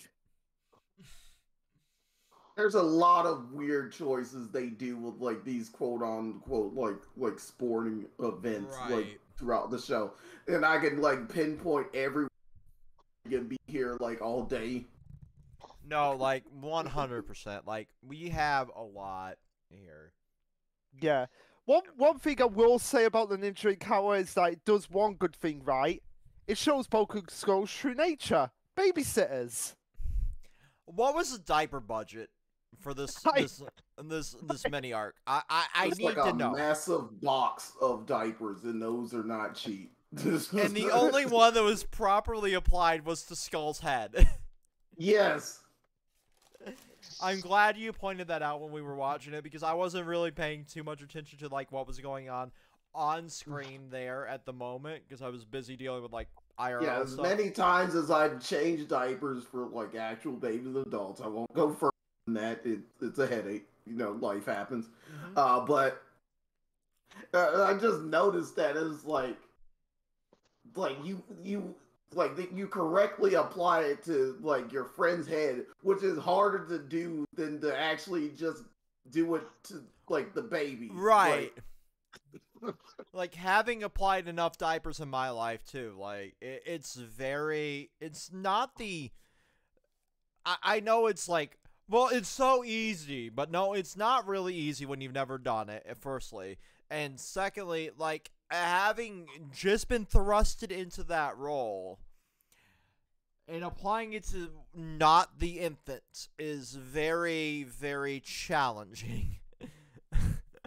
So, bravo, but also such a waste. Like, production-wise, time-wise, you know, item-wise. Like, that money could have went somewhere else. Like, to making this episode a little more coherent editing-wise, because there was a lot of jump cuts in this. There was a lot of, like, bad production value in, like, the special effects for this batch. Other than that 7-minute intro where they seemingly, killed their entire like editing budget. And also killed their entire brain cells, because anyone could have just been like, okay, put your foot out, stop it. Right. Like that couple on that bench who wasn't even looking off while everything was going on around them. It's like, Zed, you might as well destroy these people. They deserve it. Honestly, they do. And also, like, the dubbing in this 3-parter. Yeah, we've talked about worst. we already, while you were away, we talked about Jason's dub voice. It's Morphin time. I call him Hank Hill Ranger. He does sound like Hank. He does. Yeah, Bobby. It's Morphin time. Propane. And propane accessory. We need propane Zord power now. That steak is too well done. It needs to be medium They actually rare. would have had like no issues with the Eclipse if it was propane powered. You know, thanks for that chime in. Yeah, now that you've said that about the steak effects, I just want to see Gordon Ramsay as a Power Ranger. You're an idiot ranger. Adam in episode 29. You're the idiot ranger. Yeah. The final Scorpina episode too, by the way. Oh yeah. But yeah, like Never everything was Adam's fault there. again. But Yeah. Bye, Scorpina. So Zangetsu, you know more about like Zhu Ranger and Dai Ranger. So Scorpina was Goldar's wife in the series, and yeah, she was. And they basically and she would fight. She would fight like a few times, and every time he complained about her fighting because it was like everybody else like around him thought it was like, wow, you're being sexist. In reality, he doesn't want his wife to be murdered by the Rangers. Right. So like that's kind of why they ran out of footage here, I'm guessing. Yeah. Okay. So that's kind of no, that didn't stop him in season 3 because season 3 there's a lot of like original. Right, exactly. Like it's just weird that they never brought her back. Yeah. Because she was like arguably one of the strongest villains that they had fought. Yeah, they didn't have anything like holding them back with that, unless for some odd reason they couldn't get the rights to her monster form costume, or get the green light to have that costume shipped to them or something. So do you think it was more protecting like the lore of Scorpina in the series, or do you think it was more of like, we don't want to sell you the rights to like X number of because in season 3 we saw like a lot of the minor villains come back. I'm either like they didn't think about it and like actually ask to get the suit, and more of like that rather than like Toei stopping them from doing something. Because Toei is very, very capitalistic in their nature, and they're like, oh, well, this will make us a lot of money with like merch sales going back up. Now, some things they won't agree with for like obvious reasons, but I was shocked like how often like they got permission for to use like the actual like robot suit. Like they are very like delicate. I was shocked when they used them in like Zenkaiger, let alone this. Right. Like Zenkaiger was a fucking trip. I just recently finished that. Yeah, and I will always argue that I want to see Boxing on back. Yeah, it was a wonderful season. I want to watch through it again. But I was shocked because they usually have like those like very like, you know, clean and maintained. They try to keep them like, you know, like up to date properly, and they try to like store them somewhere so they don't get damaged. Yeah, I just wanted to like dive into that from like somebody that's watched a lot of the Sentai, because it was a weird thing to me because they did create a lot of like we call it like Ju2 footage. Yes. And a lot of them like popped back up, and like you had a lot of like original like Zord footage and shit. So like that was yeah, all that kind like of the Ju2 footage was essentially like Saban realizing, oh, I don't have enough Ju Ranger ended, and we're like using most of it, or the ones in which like I want to use, probably gonna for a later time. There's some Ju Ranger footage like even popping up in season 3. Yeah, they really kind of wrote themselves into a hole and then dug themselves back out of it. But it was mostly like, oh, I'm like, I want more footage, but we don't have it. So I'm just gonna go ask Toei, like, hey, will you make more footage? I'll pay you for it. Will you make more footage for me? We will pay you, but not the actors. Right, and that's what actors' bonuses went. Can we talk about Tor being joking, half not joking? Right. Also, Tor is the biggest sub on the planet. Confirmed. Oh, he was in pain. Like, I don't think he was enjoying that. No, he was enjoying that. But also as well, literally 2 episodes after Tor's introduction, they go, "Oh, this is Tor." It's like we've already seen Tor. Here's the name of the Zord you've been calling for 2 episodes. One of my favorite finishers ever. It's just like helicoptering. Stop. Look down at monster. Drop. But I just want to say as well, Sordon, where did you get the brain power from? No, honestly, like I when that happened, for anyone who wants any context, when that happened, that was so funny. We had to watch that again. Also, there are so many power-ups that they never really utilize again. The power cannon. Like the can I talk about one like the cannon from like from Die Ranger that they used in one episode and then never used again?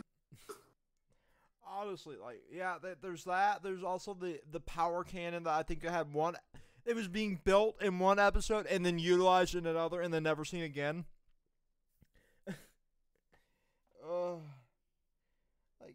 It's like I like the fact that they remembered like it would have a kickback like after using it, and like all the Rangers like maybe that's why they never used it again. I'd like that.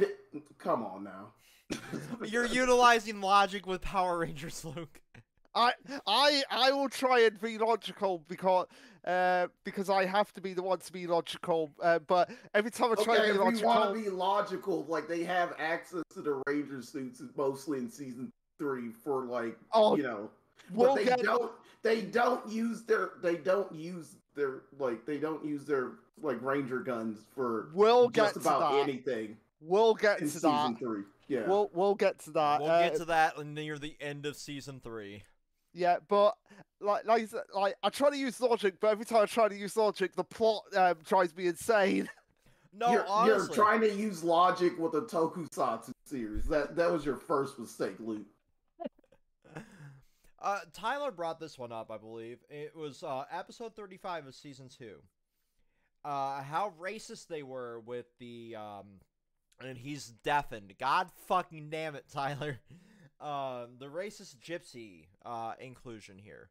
Yeah, I put down borderline racist, and at the same time, I put in capitals. Billy finally got a roll call. It was more of like at the time in which like it was offensive, but at the same time, this was back when the U.S. didn't care. Mm-hmm. Yeah, and that's another one of those like it's a product of its time moment, but like even I'm like you're audibly like, like come on now, but even for then it was like really bad. Yeah, it's the same situation like I've been saying to Tyler and Party Jams when we're going through our Doctor Who watch through. It's like it's the same thing when we get to a fourth Doctor episode called The Talons of Wang Chiang.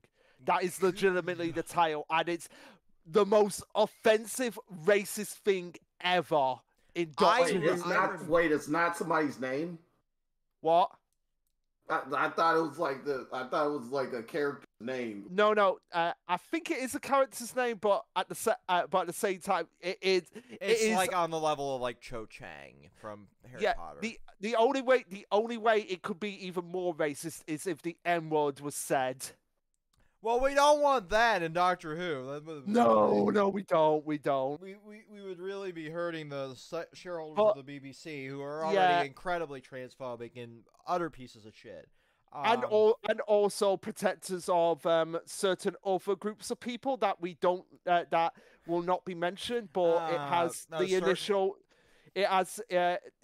initials that begin with the words cartoon pizza. So we brought up the gypsy moment, Tyler, that you had originally brought to my attention because it didn't even click with me originally.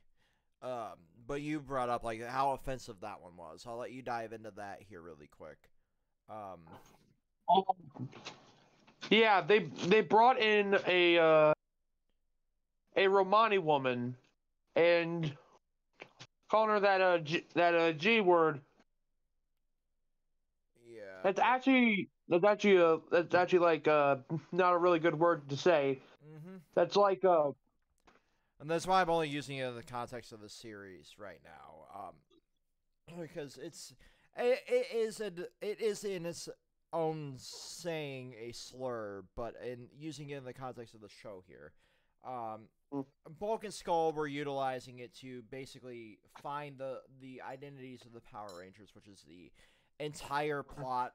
The subplot for Bulk and Skull is finding the identities of the Power Rangers, and they thought like, well, your magic would find them, and then it led to them finding a photo that Ernie had behind the juice bar.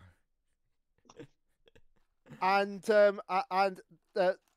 woman, I'm just gonna call her the woman with Bulk and Skull. Mm-hmm.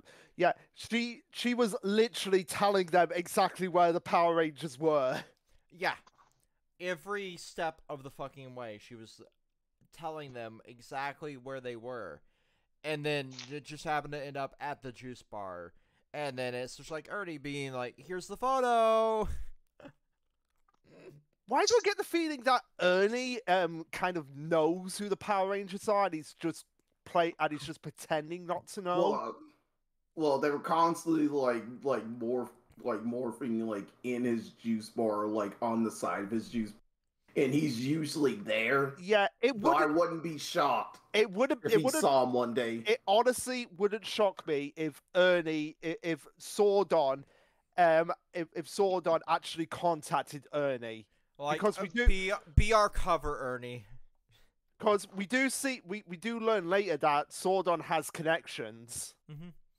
But also like even in season 1, they were morphing in public, like out in broad daylight, like near the end of it, because it was like dire consequences. They're like, well, fuck it, if our identities get revealed, so be it. Yeah, which makes no. I understand why Sordon in the first episode was like, keep your identity secret, but he could have been like, unless in extreme circumstances. But here's the thing I never got about it: like, keep your identity secret, but your enemy already knows your identity from the jump. Right. Yes, they know. And has used it to used it against you multiple times. Goldar in particular has stated it in fucking public. Yeah, by it's this like point in season 2, like the point we're talking about in season 2, Goldar has just like out there, like, Kimberly, you're the Pink Ranger. Tommy, you're the Green Ranger. Like, everybody should fucking know who you are. Hello, Unless they were Netflix, panicking and they ran out the way. Yeah, and constantly throughout the watch through, I was going on and saying like, if you really want to succeed, you just get Bulk and Skull. You just point to them and be like, these guys are the Power Rangers. They'd be like, oh, you're kidding us? Just watch. It's morphin time. Tyrannosaurus. Boom. Hey, I'm Tommy, or I'm Rocky here at this point. Hey, boom. Dragonzord power. Hey, I'm Tommy. Pterodactyl. I'm Kim. Yay. Boo. You're really the Power Rangers? Oh shit. Well, we'll protect you at this point. I'm trying not to spoil future things for Tyler so fucking desperately here. I'm dancing on eggshells. Yeah, we're only talking about like the Mighty Morphin season at this point, so it's fine. Now I will say including that Alien Ranger. Yeah, and this is even proven that that they would probably keep the Ranger's identity secret. Because in the episode when it's a Ranger, not a Ranger, when they actually find out the identities, they were like, "Oh, we've got to protect them." So it's like even if they knew who the Power Rangers were, I think they would keep that promise. Oh, absolutely. Just talk about like how weird Bulk and Skull are. They're like the weird reverse bully because they are bullying the quote-unquote popular kids. Which I've never seen before. It was extremely based for its time, like 100%. Yeah, but also as well, they're bullying Billy, who can kick their ass as well. Can we talk about how fucking cut Billy is? Like, he is ripped. He is the most ripped person on set, and people all the day. And people are like, "Oh, you're such a nerd. You're such a nerd." It's like this nerd can kick your ass. Yeah, clearly though, the entire point of the overalls was just so no one could see how shredded he was. Like, he is more built than Jason David Frank. Yes. And Jason David Frank has like four karate title, like 4 martial arts titles to his name. And then there's Billy, who like has arguably like the biggest film career out of all of them. Like, David Yost has like the most like production credits out of all of them, other than like Kickstarter stuff like Jason David Frank did. Yeah, I would argue, looking at but this based on looking up, I would argue like Amy Jo Johnson, Kimberly's actress, like without a doubt, she has the most like as renowned of this year, role. she does. Oh, as of this year, because she's like an award. I think she's won awards for a couple of films she's directed. Yeah. Like this year, she won a couple of them. But like as of when we started filming this video, like David Yost was the biggest star out of all of them. And then there's also like Jason Font, who we'll get to later on, out of like the most popular ones, who has like arguably the most robust out of like most of the Rangers. Oh yeah, for sure. Which, by the way, sign up for anyone watching. Jason Font plays my favorite Red Ranger. I've met the man, and he is like the most humble human being on the planet. I honestly, I'm going to slide into his DMs and see if we can get him on the Time Force, the Time Oh Force my god! episode. If we could get Jason Font for the Time Force, like that. I tried to get Zach in this one and it didn't work out. But if we could get what, if we could honestly get one, Jason Font, like I'd probably have an absolute geek meltdown. And that's exactly why I want to get him in for that Because I know you love him. Because people talk about like, oh, Tommy was my hero, Jason was my hero, what blah blah blah. No. Wes was yours. Wes was my hero just because he was the most average of average people in Power Rangers. He was the everyman, and that's what makes a hero so relatable, is being an everyman. And I have never watched Time Force in its entirety. Yeah, I know, and it is good. It is like top 5 seasons easily. I didn't have cable from like the midway point of that season till fucking I believe it was Wild Force. Actually, was my resurgence for that, and I didn't like Wild Force too well, and that's when I kind of felt fair enough. But yeah, Time Force, like the final scene in Time Force has to be one of the most gut punching final scenes ever. Yeah, we'll talk about that when we go over it. Yeah, I cannot wait for that. I can absolutely not wait for that. It's just gonna be me. On YouTube too. It's just gonna be me just being like completely biased, 100%. Oh yeah, that's gonna be me within space. I am trying to reach out to Andros's actor right now. There's a lot of things I could talk about when we're in space. Yeah. I'll try and be fair and unbiased as possible with Time Force, but it's really gonna be hard. Like, it's your favorite season, and space is my favorite season. Actually, it's not my favorite season. Really? That belongs to SPD, but for a while, Time Force was my favorite season. That makes sense. SPD is such an interesting specimen of its time. Or STD, as Tyler likes to call it. I gotta talk about how, like, there's 2 very bizarre scenes in season 2, and they're both stunt related.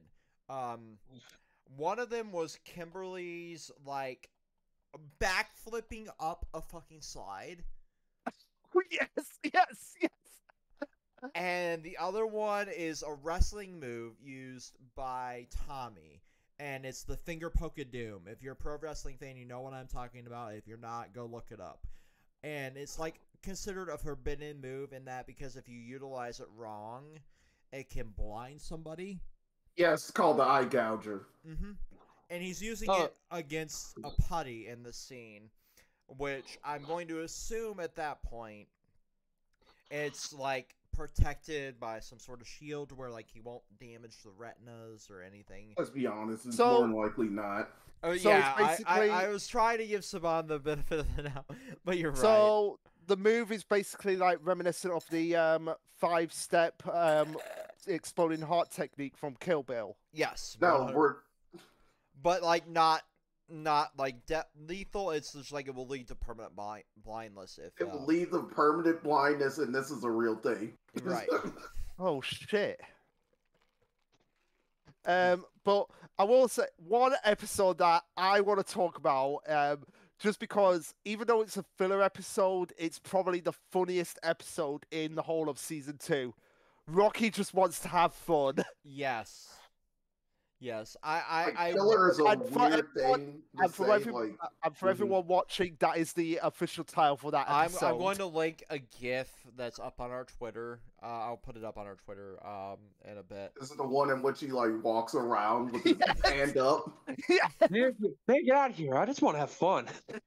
We'll go study Brainiac. I'm having fun. To have fun. I'm not going to sing the rest of that because I feel like we're going to get copyright claim for no reason.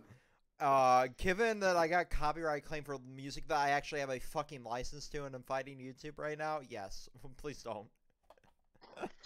You know someone who we really should have tried to get for this? David Yost. I've gotten ghosted by him. Like, it's like no response to his DMs, but like, I understand, like, he's like extremely busy. So. Fair enough. Fair enough. That the makes fact sense. that I've reached out to multiple Power Rangers actors. I know, right? Also, it would be pretty cool. It would be pretty awesome if we could get. I could Wendy probably Lee- get Misty Flores, who writes the comics now, to pop up Oh, in cool. it. And it would be pretty cool for In Space as well to get Wendy Lee. I'll add that to the list of people that I'll reach out to. Just to say, I just want to see who I can pull with what little clout we have. But like I said, I will say if we can get Jason Font, that will be like I don't care how big we get or anything. That will be the highlight of being part of Control Chaos. It would be. I'm really hoping he pops up back at one of our local venues as well. Just have them do like an intro to one of these. But that'll happen if it happens. Like none of these are promises, viewers. This is just how much pull we have as a channel. But yeah, like there's one callback I really desperately want in the Once and Always episode that's coming up, and it's Bukala.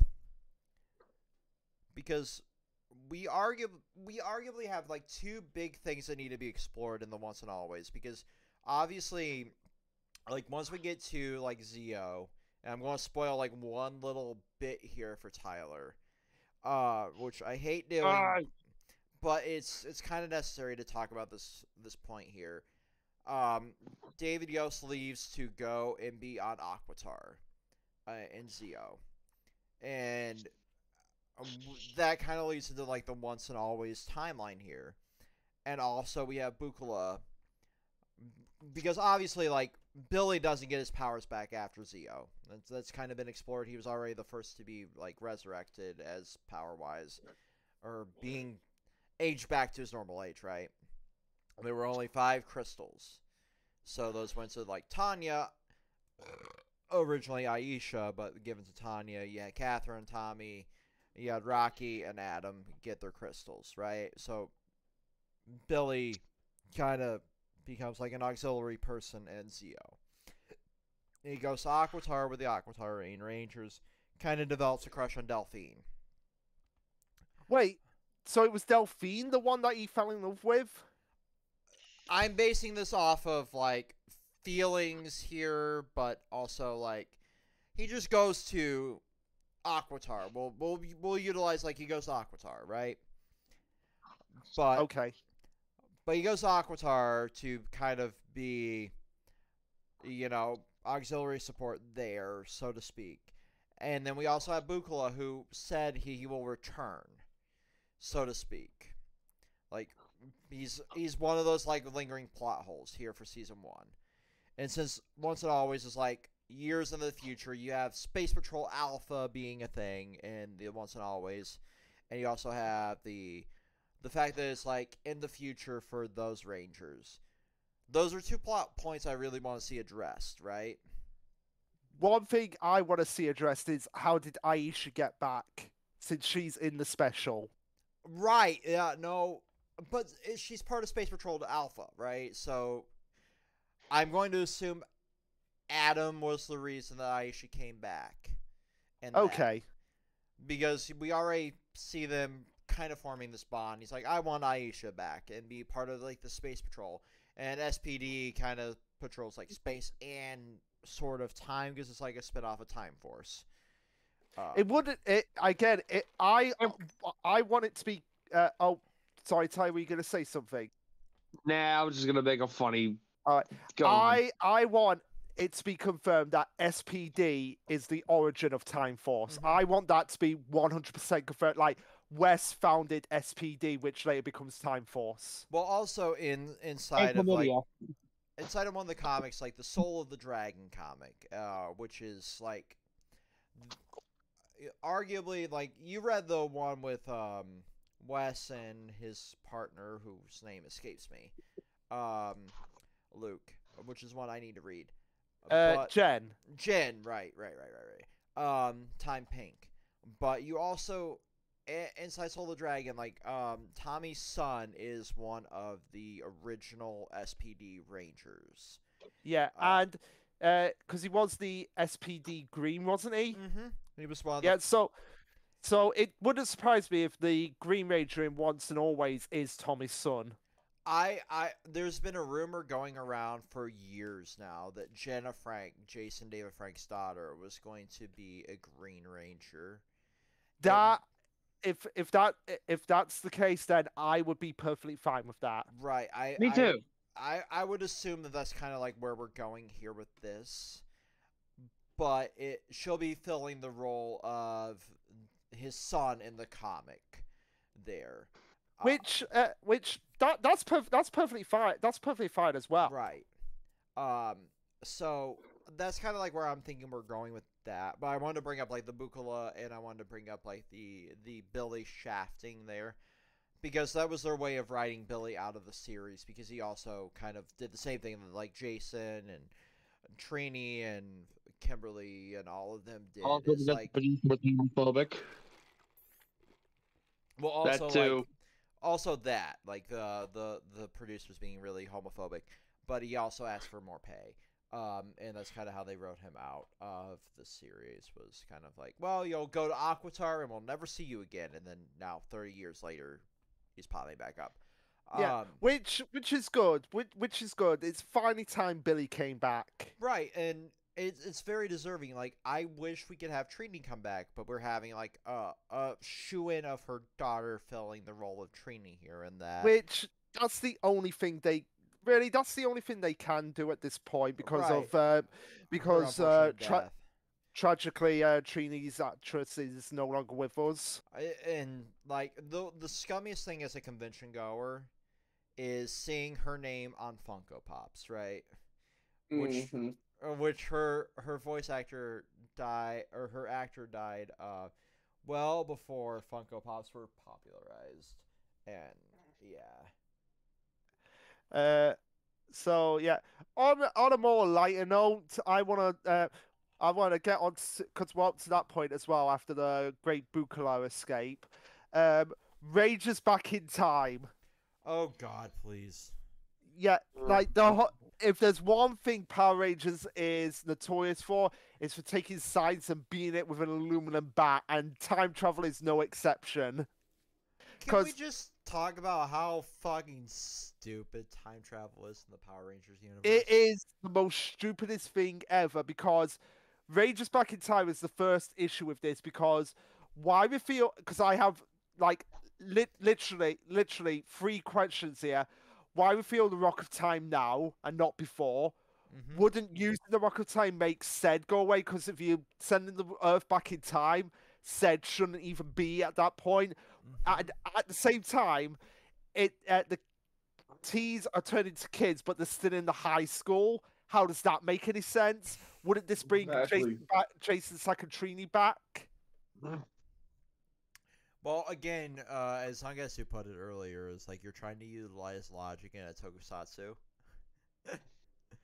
Because there's no logic in this kind of franchise. There's none. Like, it has logic, but it's so messed up compared to our own that it will give you headache. Right. Yeah. I have 2 notes here for this double-parter. Is we have, like, these are the first Earthlings to technically utilize the power coins, and we also have the Put 'em Up William, which was just like a funny quip here from one of the characters. But yeah, like, no, I don't really have a lot to say about this, because there's a lot more to talk about with like the other time travel plot, and I already knew that was coming up. But there's so much dumb shit in this, with like the White Stranger. Oh yeah, that's Wild West Rangers. That's a different episode. But I've got like, right. That's even like, you see, like, all of these time travel plots come kind of mesh together. Yeah, because it's like for that episode, skipping ahead a couple of episodes, is that I put it time travel in big capital letters. Time travel never makes sense, and continuity errors between this and Return of the Green Ranger, because that takes place in the past as well. Because in both episodes, they since the command center has been in the same place for thousands of years, they should have been able to go there. Well, also, you also have the fact that that's not the only time that, like, you have multiple Tommies in the same spot. Looking Right. at you, Dino Thunder.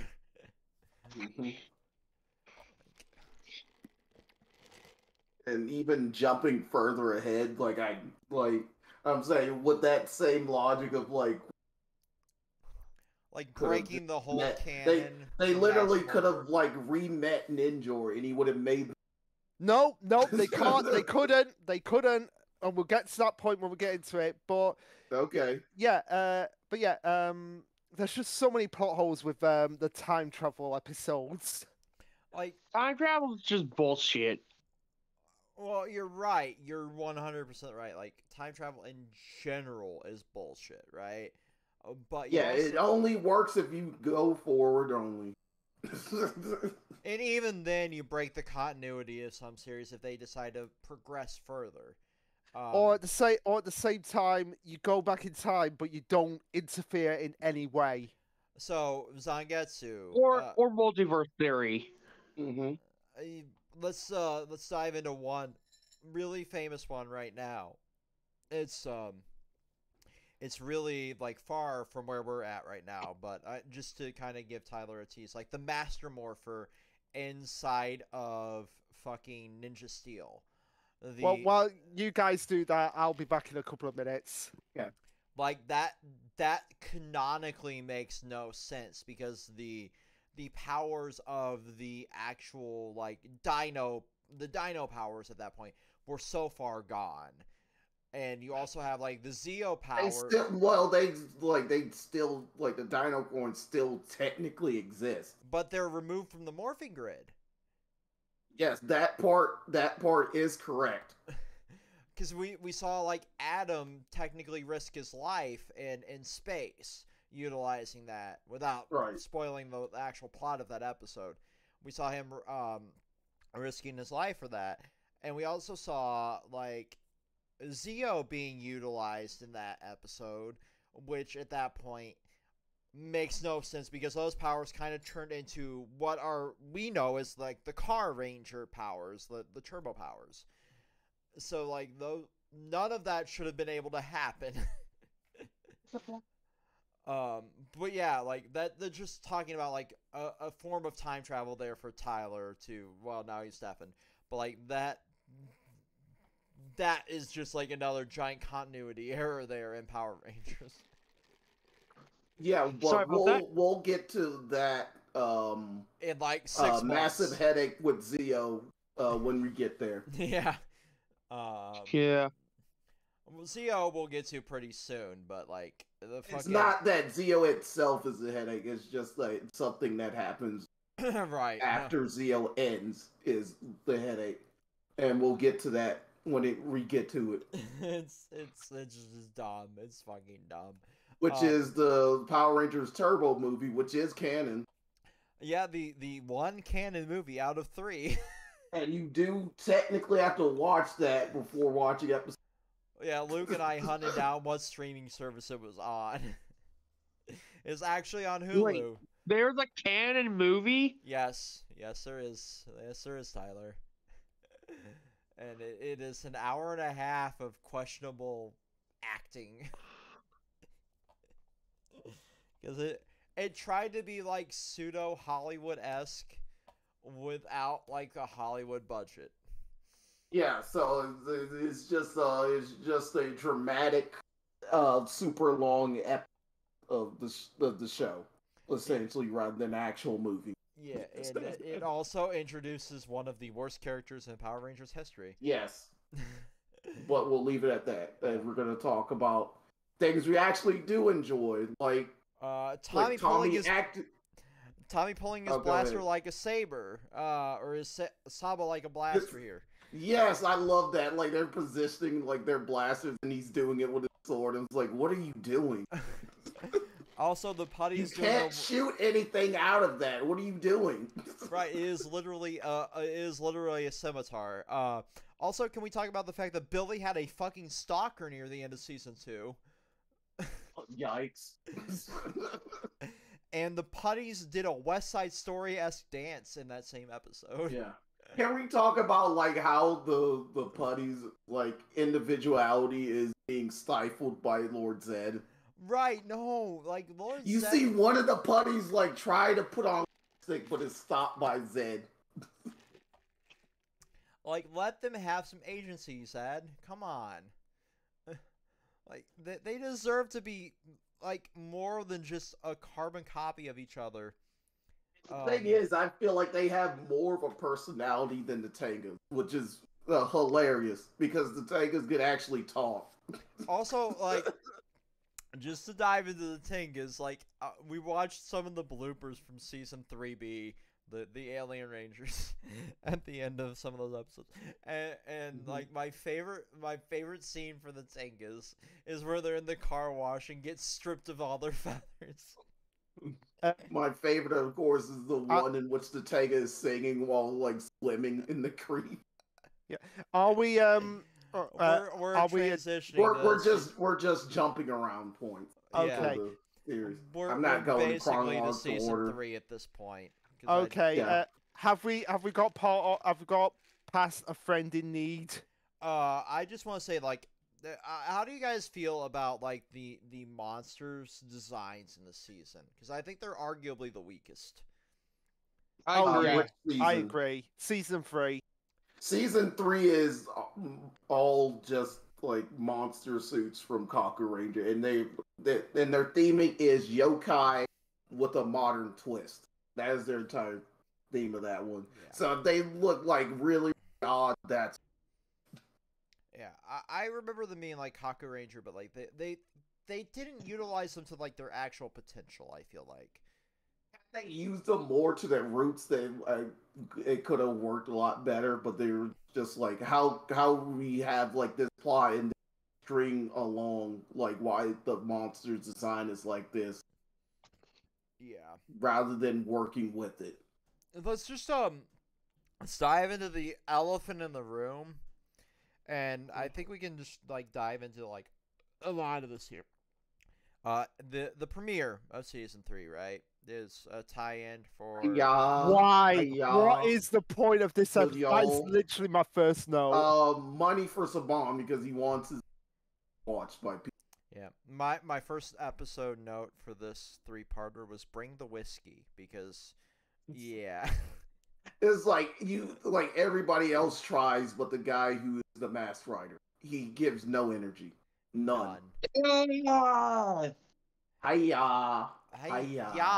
Hiya. Let me get that effort in. Hiya. As much as people meme on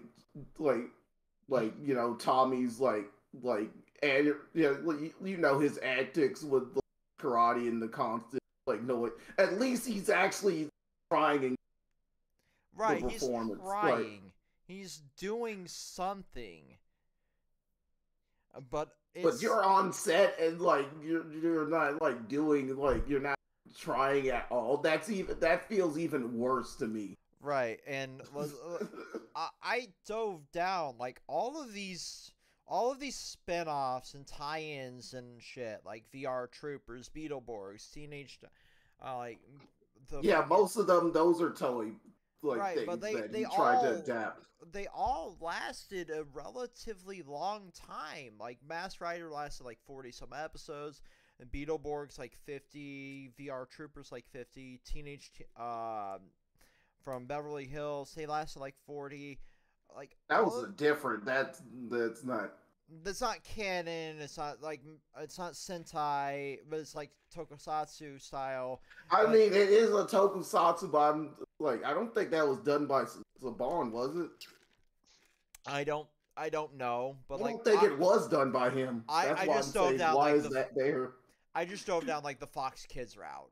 Yeah, there's a lot of other random Tokusatsu series around this point Missing that weren't done by Saban. Nor, all of those lasted around the same amount of time, 50 episodes. So you got a I guess it was just a perfect storm of Power and thing, and studios was looking where can we find right, equivalent they to all did Tokusatsu relatively and well. stuff.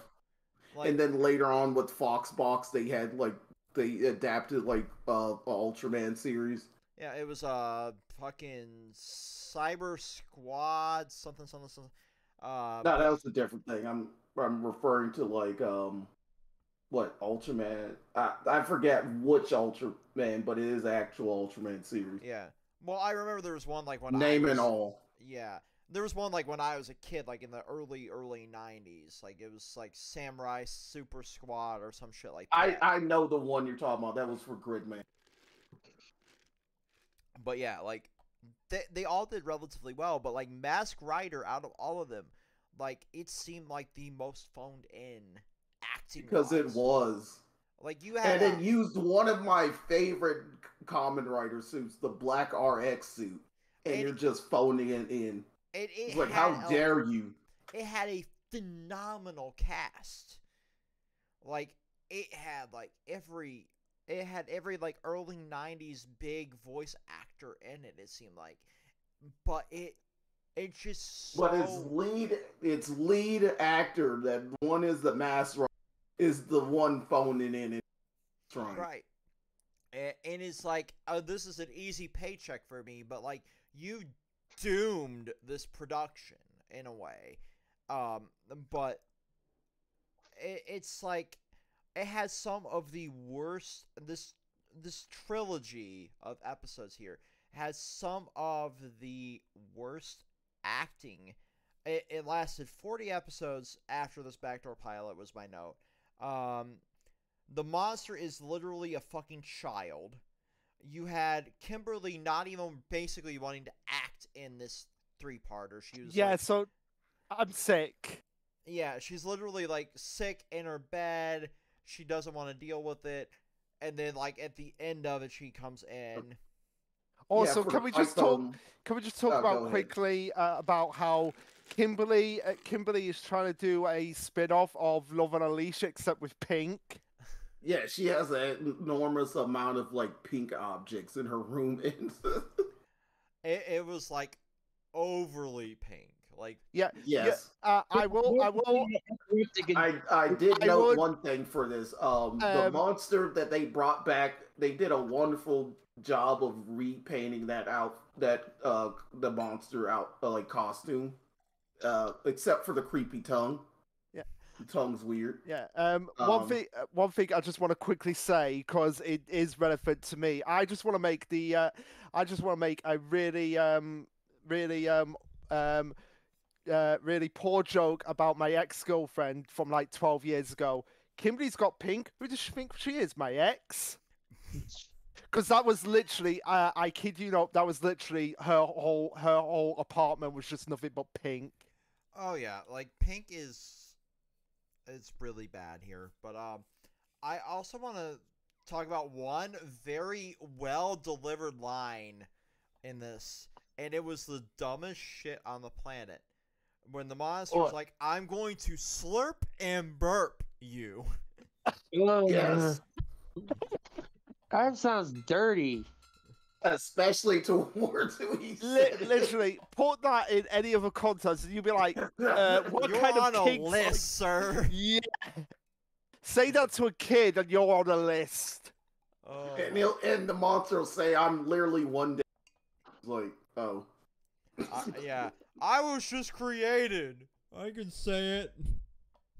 It's like, wait, why are you putting the other kid in the police? It's like, well, this monster's a day old. This is reminding me of like that one scene from DBZO Bridge where like Cell's like, "I'll huff and I'll blow you down." Girl's like, "He's 11." Cell was like, "I'm 6." Never forget that they did an Entire Sinatra production for Dragon Ball Z Abridged. And that was amazing. Yes. Audience, you should go watch Piffle. It's really good. So this was the season of multi-part episodes, by the way. And some of them are extraordinarily unnecessary. Okay, the one I want to talk about is the fucking Hate Master double parter. Yeah, I had that. Like, I was just. Yes. The worst. It is literally the worst of these multi-parters in this season. Big capital letters, no more rapping. Yeah, we have to sadly, do more we're gonna rapping, get more and the rap. I'm stupid sorry, Power Tom. of We're Love getting more of it. bullshit. But At least through In Space, we're going to get more rapping. No. You can't escape the trend of the 90s. I'm sorry. Also, I love Ninjor. Was everyone seriously trying to copy? No, this is a story all about how my life got turned upside down. It was the 90s. It was like when Bart came around, with The Simpsons, late 80s, early 90s. It was like rap got more popular mainstream wise. Yeah, so this was everybody like was like, "Oh, we gotta start rapping now," even though. This was definitely like the era of the NWA popularity and D12 and all of that shit. So you had a very big presence of rap in pop culture at this point. And yeah, it's kind of ironic because weren't parents saying rap is evil? Yeah, they do that with every forms of music, even country. Well, I mean, country the is devil's evil. Music. Country is evil. Even random stuff like people yodeling was considered quote unquote devil music. I bet at one. Oh, 100%. What about Christian rock? Yes, it forces people into Christianity, Luke.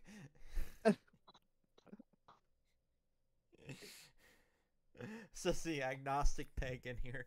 But no, we also have the best true season premiere here in episodes 4 to 7, and Rito Revolto destroying one of my the favorite. Thunderzolds. Yeah, the best villain in the entire series. And we also have. I know, so I guess you love him, but I love him in both series because I love him as Junior in Conqueror, but I also love Rito as well because they're very different. They are personality-wise, but also and I love that contrast. And also, that suit is fucking awesome. It is. It is one of the best. One of the best suits in Tokusatsu history. Yeah, but I still find one character annoying 20 plus years later, and that is Ninjor. I love Ninjor. I love how eccentric he is, and I'm here, children.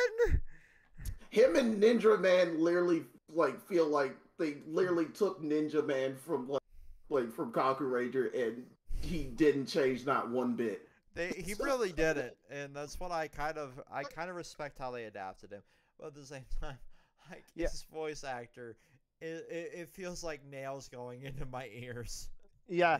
Well, fortunately, we don't have to deal with him anymore. I'm so glad he's. I'm sad because I love him so much. Ninjor.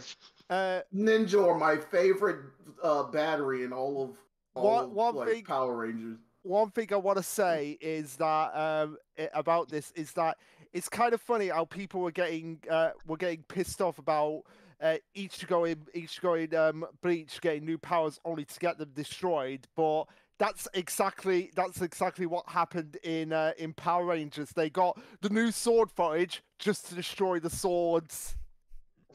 Oh yeah, that reminds me. It's they got Zord footage, really well done Zord footage. And also, I want to talk about the one beetle monster kicking the Thunder Megazord so hard that it turned back into the Mighty Morphin Megazord. Yeah, no kidding. But that footage was hilarious. And also, we got introduced to Lieutenant Stone here with this with the one of the most goated recurring cast members ever. And also we got introduced to the Frog Zord, which is the strongest Zord of all. Yeah, it is the most broken Zord ever because it's not only it can shoot out miniature like clones of itself that it can blow But up. they can or breathe use it to fucking distract fire. Well, yes, it can breathe fire. It's Karibo. It self-destructs on contact with the enemy. And also as well, it's the best step because you can fill up all the graveyard with nothing but toads. Also Wolfsword jumps good. It jumps good. It jumped off a skyscraper. It jumps good. So Adam, you should be proud to be the frog. Right? Yeah, the frog is awesome. I love the frog. Like, he like Johnny Young Bosch clowns about like the fucking the ad lib in the actual like movie, but like the Frog Zord is like the most broken Zord out of every Zord we've ever had. Like, it is so fucking powerful. But also, we have one other major plot point here in this 3-part premiere, and that is the absolute reaction to Bulk and Skull joining the Junior Police here. Yeah. No, everyone's jaw is Everybody dropped. has their mouth open, and Kimberly's reaction is the funniest out of all of them. She's like, these two idiots are going to be cops. Let me leave, please. I already didn't like cops, but imagine the incompetence of Falk and Skull. Oh boy. And at least despite like their antics, it's like as them like trying to be trying to be trainee cops. At least they're trying. Right, throughout this season, they actually put an effort into something other than being bullies. In fact, in this season, they're not really bullies. Right, and like half of season 2, they stopped being like bullies to more over like figure out what the Rangers' identities are. Yeah, they stopped being bullies so much. So the Rangers actually had a pot on their lives. Yeah, and we're seeing that directly within series continuity. Yeah, because I did have it here after the Hate Master episode, the Potion Notion with Great Skull character development moment, because Kimberly actually acknowledged him as a friend in that episode. No, like they do consider them like comrades in a sense, like some sort of like I wouldn't call them like close friends, but they consider them like the friends you have on like reserve for like when your plans get canceled, kind of thing. Yeah, well, considering they're the only people who talk to them on a regular basis, I guess that kind of qualifies them to be their pals. Yeah, like they're the backups. They are more like the people who constantly annoy them like throughout the day. Like these, like don't get it twisted. Rangers are popular kids. Like they do constantly have people like talking to them, or they're mentoring a lot of other kids. Right, they're like doing their like junior like karate duties. They're doing like their things like bettering the youth at the youth center. They're doing all of their like important tasks throughout the day, but at the same time, they really like I wouldn't consider them like the stellar role models of the show builds them up to be, but they fucking try. Like the Rangers try to be everything that they're built up to be. Whereas Bulk and Skull kind of are there in the background, but they also are like the foundation for which the series is kind of built. Right, on. they're there in the background earlier, like bullying the Rangers, despite the Rangers like being like really popular kids like in the school point, which I find hilarious. And like Bulk and Skull are like the nerdy kids who aren't really that popular, but they're trying they're acting like they're the quote-unquote tough guys and bully around like the popular kids, which is the funniest concept I've ever seen in a show. Like, and they kind of like seemingly graduated off screen here, because you don't really see them in class in season 3. No, that's what I'm saying. Like I guess the only way to make sense of it is that since they joined the junior police force and they passed, I guess Lieutenant Stone was like gave them an early graduation. I don't think they like quote unquote graduated early, more of like they're getting they were getting like some credits from doing that, but they're doing they're still doing their schoolwork like on the side as they Right. mentor with or they're doing like kind of what I did, like because they're like it's a little different circumstance, but like I can kind of relate it into like life experience here. Like I had so few credits left to do it as a student that I just decided to go like instead of me sitting here for 8 hours a day wasting my time, I went to an alternative education class and kind of like took my last couple credits that I needed to do for my like high school diploma and just graduated that way. They could have done something similar here, but like with their like now there is one other character that did literally do that but didn't leave the school, and like we'll get to that. Like, did we get to that in this in the Alien Ranger season? I do not believe so. If not, No. we'll get to that later. I And think we that's already in know Turbo. which person we're talking about because they show up in season 1. I think that's Turbo that we get to that bit. Okay. So I'll just leave that at that. But also, like, you brought this to my attention, Zangetsu, and this is something I didn't know. Because Titanus appears in Season 3, even though it shouldn't be a thing. And it was because of how many more toys they had, like, in reserve here. Yeah, so they put the toys together to create the Ultra Sword. And that was, like, a lot of the Zord footage here was utilizing, like, Titanus with, like, the Ninja Megazord. Yeah, and it's using like the Shogun, like the toy Shogun, ugly like pink arm. It's the arm's supposed to be painted white, but pink for some reason. Yeah, it's I don't dislike the color pink, but it's just that wasn't the arm's original color was even in show. Right. No, it was just like spray painted or air painted pink here in this case. And it looks hideous. It's like it's not even done like good. Yeah. Even in that case. Yeah, and that started like in season 3, episode 12 and 13. This is where like they finally utilized the shocking tadpoles for the Frog Zord and the fire breath. And this was like the other wrapped monster, which was like the Hate Master as well. But yeah, and we just go down the line here with like the Christmas episode being a thing, which doesn't need to be a thing. Oh yeah, the Christmas episodes always like in most cases in Power Rangers they just suck. And we also had like the Love Master episode here, like right before the Christmas episode. Oh yeah, and I find that funny. It's like the whole time they're just trying like it's like curing this stupid mess that was created. And at the end of it, like my singular note was praise Finster for stopping this madness. Yeah, and at the end of it is just like it's like wait, we cured him. Why is Rita and Zed still like each other? It's like it's almost as if the potion never had an effect on.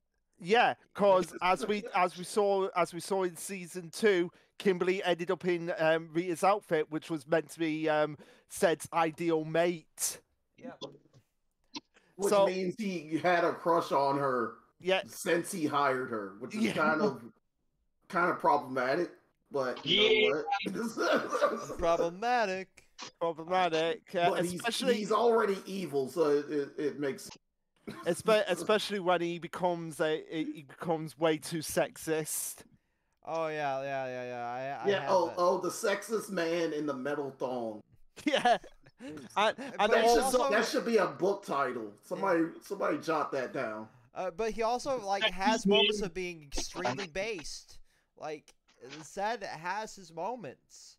But like when he's like when he's thinking about having a baby with Rita. No, that's not based. That's problematic. Because the world doesn't need that.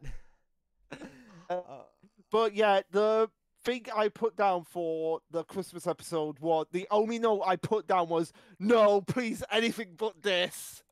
Yeah, it's just like, oh, we don't have any powers because the Santa's magic prevents us. Yeah, the power of Christmas prevents us. They needed to clean the suits. Yeah, and the power to show a kid not giving a crap about being there. Oh, come on, why am I here? Or that one kid with the outrageously long list, but only got a teddy bear. And again, Bulk and Skull demonstrate what they're good at, being with kids. Yeah, like it's definitely not foreshadowing, other than like Lieutenant Stone's kind of in the role. But can we talk about the stupid name that they gave the cat? Because that's The like, PC. PC. Park cat. Oh my god, is that the reason why? Yes, Yes. that's literally what PC stands for. Oh, that is okay. They literally said it in the episode. Aisha, Aisha, seriously, couldn't you have come up with a better name? At least it's a bit more creative than the cat's actual name, which is Cat. Yeah, but we have the return of Ninjor in this episode, like after having been locked in a bottle. We also have Kimberly's exit starting here. And we have the fascination of Rita and dumpsters. I know.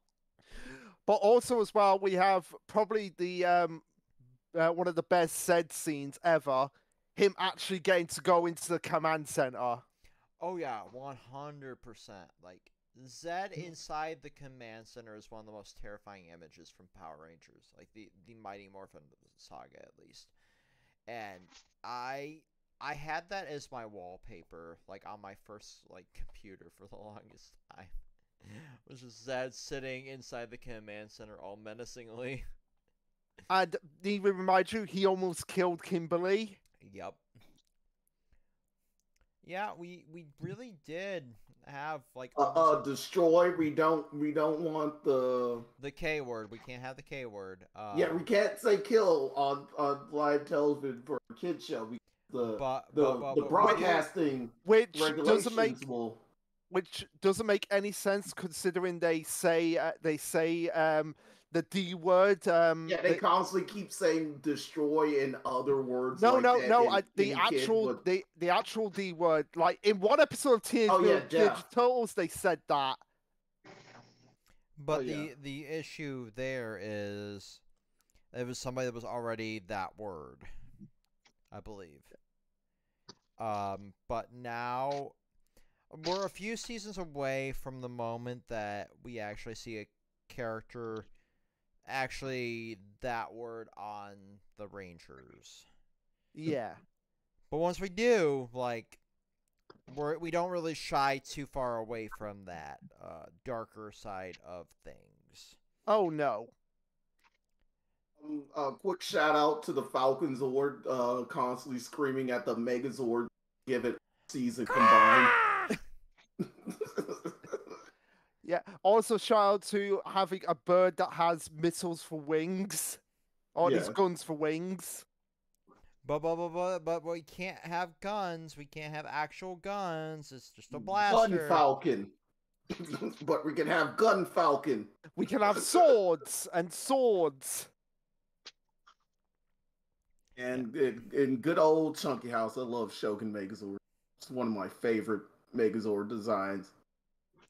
I'll admit, it has started to grow on me, so. It is shaped like a feudal castle, a feudal, like, Japan castle. Yeah, it's one of those moments, one of those designs, really, that actually you have to kind of sit back and appreciate, like, it historically. Kind of like how they utilize a lot of yokai here in this season. Because a lot of the plot doesn't make sense until you dive into, like, yokai lore. And, yeah, how that fits into the universe of the Power Rangers. Another reason why I love this Megazord is that sometimes you'll see it, like, on camera, like, pray for the just destroyed. Mm-hmm. And that is so sick. And we also, in this season, we have possibly one of the worst designs possible, monster-wise. And we have the fucking fact that Adam is able to roll Tinga like dice, But did you see like the in between frames for Tinga being rolled like dice, and what they did special effects wise? I don't remember that greatly. No, I don't Sure, remember go it. ahead. So it is literally a pile of crow feathers that Adam releases. It's not even like actual like raven feathers. It's like crow feathers he's like throwing out of his hands, and it is like keyframed out back to the Tinga suit falling in midair. That's wonderful. So like I think like only somebody that's had a little bit of editing experience would notice that, but I'm like, you can track the amount of frames between the feathers coming out of his hand out in that triple part. Yeah, I can only notice like the silly stuff that is like super obvious if you like, you know, that everybody can see, or like anybody who like watched like I the just Sentai found, counterpart like, scene. it's just But so you, it's just like so right. funny. Like they pour like billions, like, oh god, my focus rate just fell. This is $1 billion franchise at this point, right? And they pour like maybe $70 into a dude that's like on a yes, Fiverr which I find hilarious. Like after one, like the budget for the show should have like increased dramatically, and it barely raised like $40. Right, and that $40 went to the diaper budget. But yeah, like we also had like the moment of Zed mocking Tommy's hi-yas here in the same 3-part episode. Yeah. And in the same, there's like, why don't I do some karate? It's such a unique 3-parter because we also had like Bulk and Skull imitating Baywatch at this point. Yes, with their old-timey bathing suits on. That look like they came from the county jail. From 1920s. But like that whole like introduction to like the Shogun swords here, because Kimberly's lost her Pink Ranger powers, or like her power coin at least, was so fucking funny because it gave so much like comedic relief here in this batch. But and you can think back in retrospect as like these are like theirs were like or at least the Ninja Zords were like based around. Oh yeah, 100. If you're thinking about it like Power Ranger wise. Oh yeah. Because clearly Ninjor made this. Oh yeah, for sure. And then like immediately following this, we have like the single like canonical full team use of the shark cycles. Nope. Oh yeah. Nope. Like, did Kimberly use one of her shot? Oh yeah, she did. Yeah, she used it, and then like we had the moment where Catherine is presented her shark cycle later on in the season, but she never utilizes it at all. Nope. And they have the nerve to have it in the opening. We gotta sell those toys, Luke. Yeah. But one thing this story arc with Catherine and Kimberly does as well for the first time, we actually have a ranger injured enough, like, oh, they need to actually go to the hospital. Not only do we need to go to the hospital, we see like exactly what the side effects of being a Power Ranger really is here. Like you have had like Zordon dive into like during the peace conference, and I want to cycle back to that for a moment and like tell a little bit about the comics alternative to that. But we have like what Zordon considers one of those moments of importance in the character of the actual actor here. And in this case, like Kimberly going to the Pan American Games and doing her gymnastics, which before this entire like season we never really had mention of, because that's Power Rangers for you. But you also like, but we've seen like she does have interest in like gymnastics. Right, but we Like- never saw like her take like class. We never saw her like dive really deep into it outside of like. And it did explain, like, she never had, like, an actual coach. She just, Was self-taught. yes, pretty much. And, you know, like, we also see that she's, like, a self-taught musician earlier on, talking to, like, Zach before the peace conference. But, and, like, IRL, like, Amy Jo Johnson is, like, a folk musician. And But- also a gymnast as well. Right, like, they kind of dove into, like, the actual actor's background there, which is really something that's awesome. But in this, like, episode, this little mini arc here, like, we see, like, Zordon be like, hey, this is good for you to go and do this thing, pass on your powers, kind of, like, nudge here. But it almost was like, he was willing to, like, utilize just the Shogun Zords instead of, like, the actual Ninja Megazords until, you know, they found an easy replacement. But obviously Catherine was right there, having found Kimberly, you know, burnt out, like, at the end of her rope here because she's burning the candle at both ends, like, training with that coach who was, like, a red herring for, like, a criminal here, which is, like, the dumbest thing ever. No one thought he was a criminal but Vulcan Skull. Right. But Let's like, be honest. Like, it played into their story arc. But we saw, like, him being like, hey, you need to focus down on, like, training and doing all the things, because it's, like, what a real sports coach would do. Like, you need to commit 100% to this thing and not, like, 7,000 other things are going on in your life. You need to be ready to kind of do all the sacrifices that are necessary to be a pro athlete. You know, you're not going to have any free time to be with your friends. You're going to have to do all the training and all that kind of shit. But you see how exhausted that made her near the end there, where Catherine found her. And Catherine having regrets for being like this evil person and kind of having her little mini redemption arc before she gets the coin. But also, that lingering side effect of, like, Rita's spell here might still be in there to this day, kind of. Which is an interesting tidbit leading into this, like, anniversary that we could see, you know, resurface here. And just a little food for thought leading into April. That's definitely something we want to cover. But we also, like, cycling back to, like, that peace conference talk. Instead of them going away to a peace conference that was their cover in the comics, they actually become the Omega Rangers, which are, like, an intergalactic ranger conglomerate, which ties into a lot of different things in the comics without spoiling it for viewers. But they interact with a lot of different alien races. They interact with, like, the whole Shattered Grid arc. They interact with, like, KO-35, which we'll get to in the In Space season.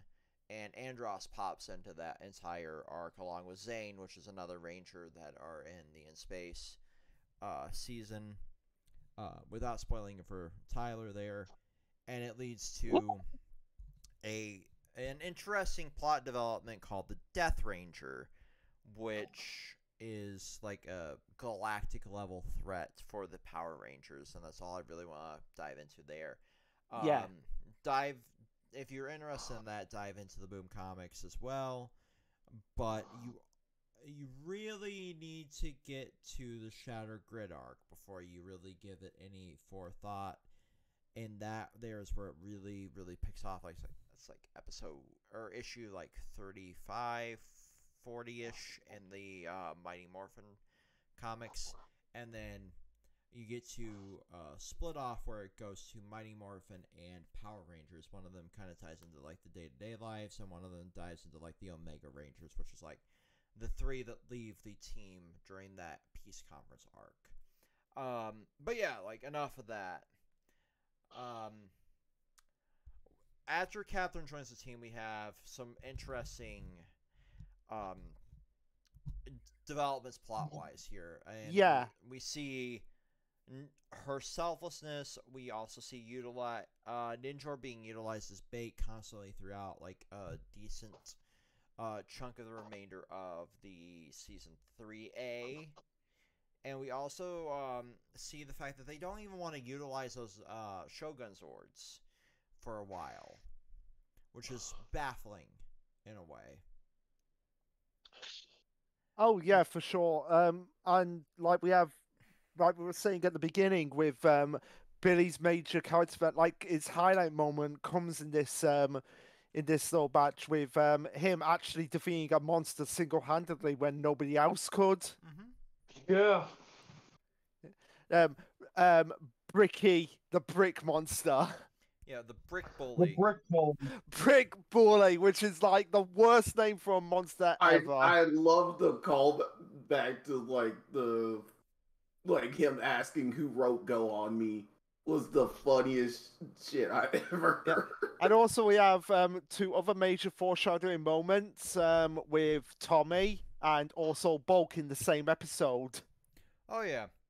We also have in the episodes like 29 to 31, we see like the actual like disrespect that Arita has here, and we also see a lot of disrespect from Ninjor to Goldar in this batch. But there's one thing I want to bring up, and I tell me if I'm taking this a little too far in my brain. But in episode 28 in particular, was Bulk and Skull a little bit racist when they were dealing with the Rastafarian, or was that just me? They were just really paranoid in general, like with a lot of people. So they've done this a lot throughout this season. And they pick random person of focus, and they would bring them in, and it's like, oh, we saw them doing blah blah blah blah blah blah. They have to be part of this. The Rasta man has a monkey and also has a bunch of bananas, therefore he's the criminal. But They're yeah, thinking less racist and more like a random Profiling. kid's logic. Yeah, so yeah. But Which like, is still bad. yeah. But at least they didn't do it for the reason like most people today would think they did. Also, Rita calling Goldar an ape while just making fun of the like monkey was kind of like the same vein of jokes to me. But yeah, like Well, he at least he like actually is the said thing that she's mentioning. He is like an ape, which did not dawn on me until you brought it up, and I'm like, oh, I am fucking stupid. He's literally based off of one of the flying monkeys of Wizard of Oz. Yeah, it's like it's the obvious Wizard of Oz connections because apparently Barbara Goodson was told to do Rita's voice as a Wicked Witch of the West, which makes sense because that's what Bandor their G-Ranger counterpart is based off of the Wicked Witch. This never dawned on me till we started diving into this together. Yeah, it never dawned on you that she has 3 like henchmen who are apes, and it never dawned on you that and 2 of them technically has wings. Yeah, and it never dawned on you that Sordon was clearly like the wizard from the Wizard of Oz. Never. Yeah, they went in deeper with that parallel with Zordon. It never clicked. It never clicked. And ironically, you want to know what's ironically, you want to know what's crazy? Like Oz, Australia, we finally have an Australian in the cast of the Power Rangers with Catherine. It never clicked, not once, until you brought that up. I'm like, oh, I'm fucking stupid. Yeah, but yeah, can we just talk about the Master File 3-parter? The fucking glitter armor. Yeah. Him spitting out an egg. I will be right back. Yeah, I my notes had for this were like the very interesting plot point that the palace on the moon. Yes, they live on the moon. The villains don't judge me. That's been like pointed out multiple times that they live on.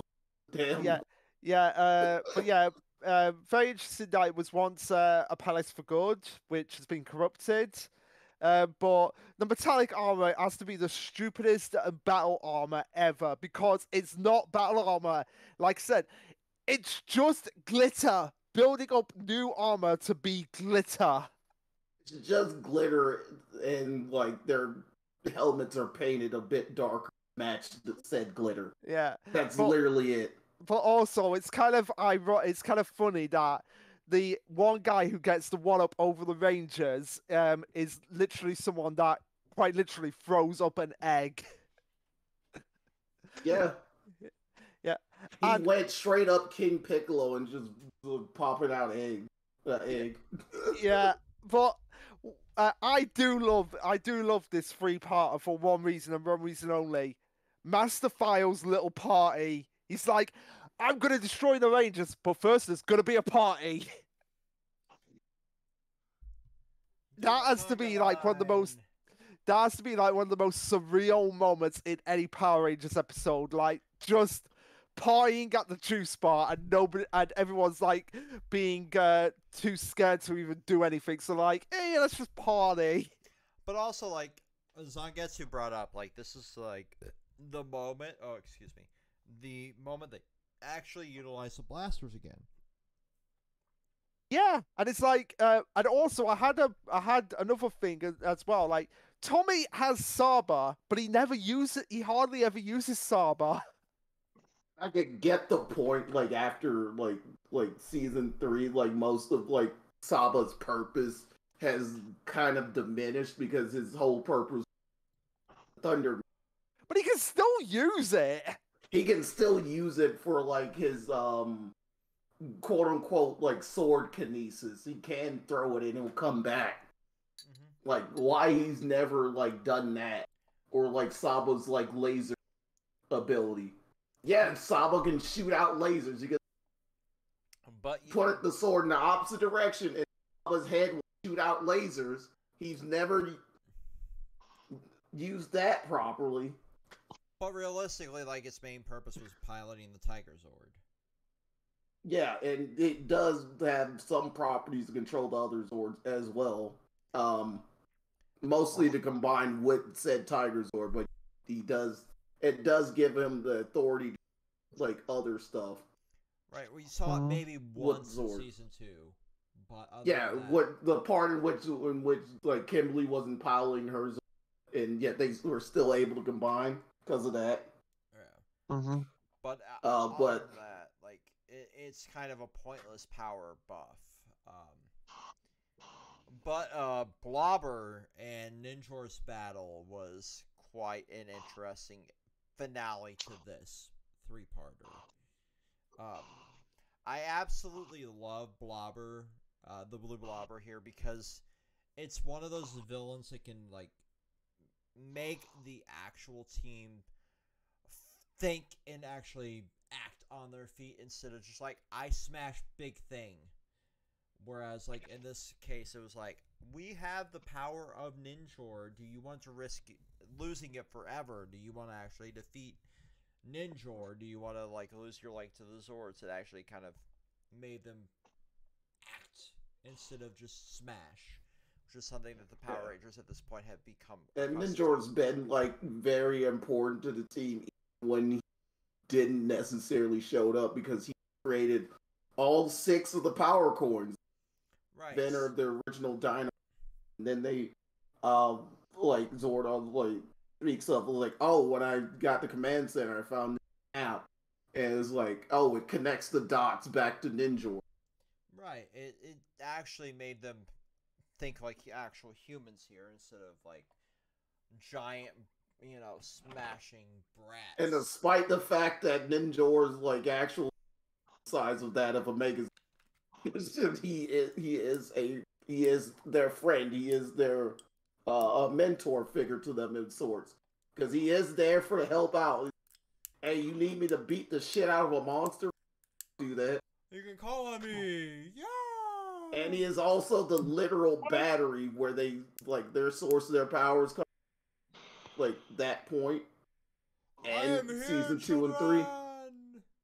And he's literally their literal battery in season 3 because he powers everything. Right. But yeah, like that fight was really cool. We had in like the second episode of this, like Zed and Rita not moving to stop Tommy and Catherine at all.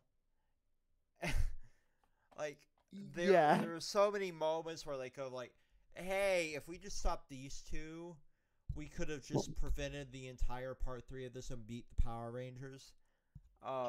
Those are just like my notes here.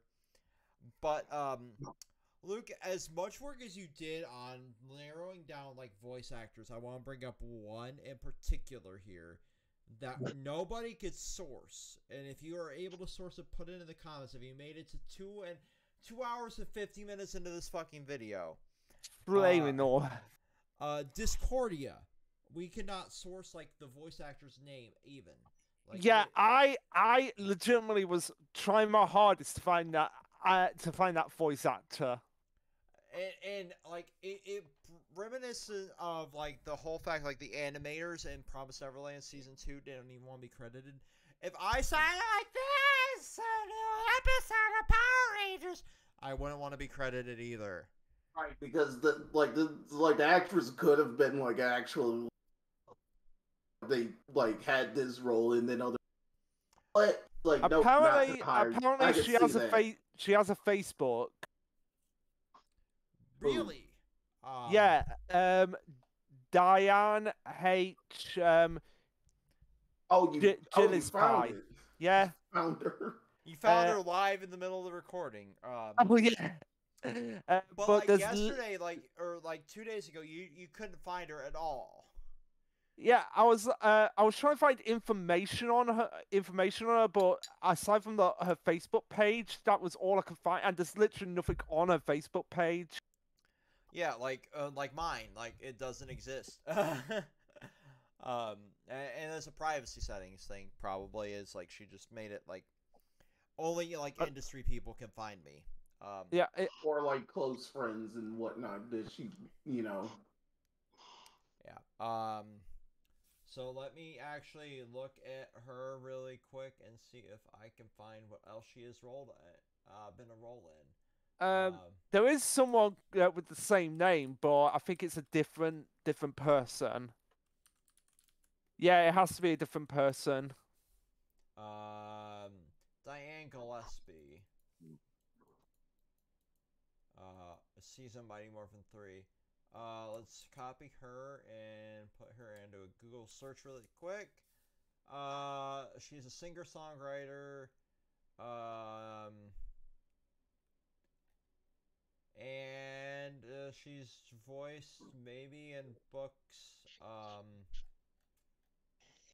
But she also like Power Rangers fandom.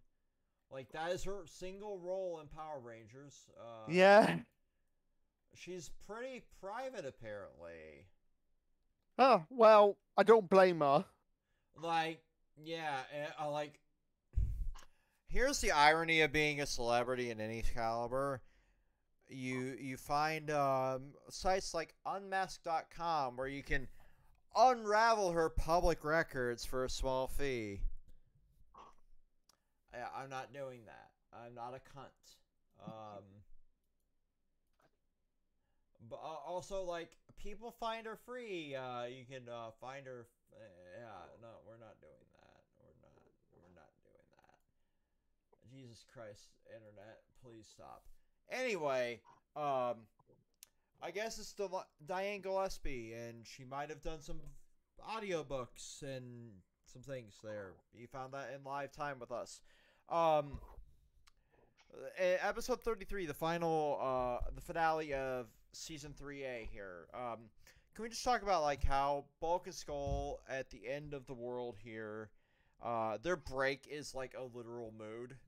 Like, they're 10 minutes into their shift, they're like, oh, we've worked enough, let's take a break. Yeah.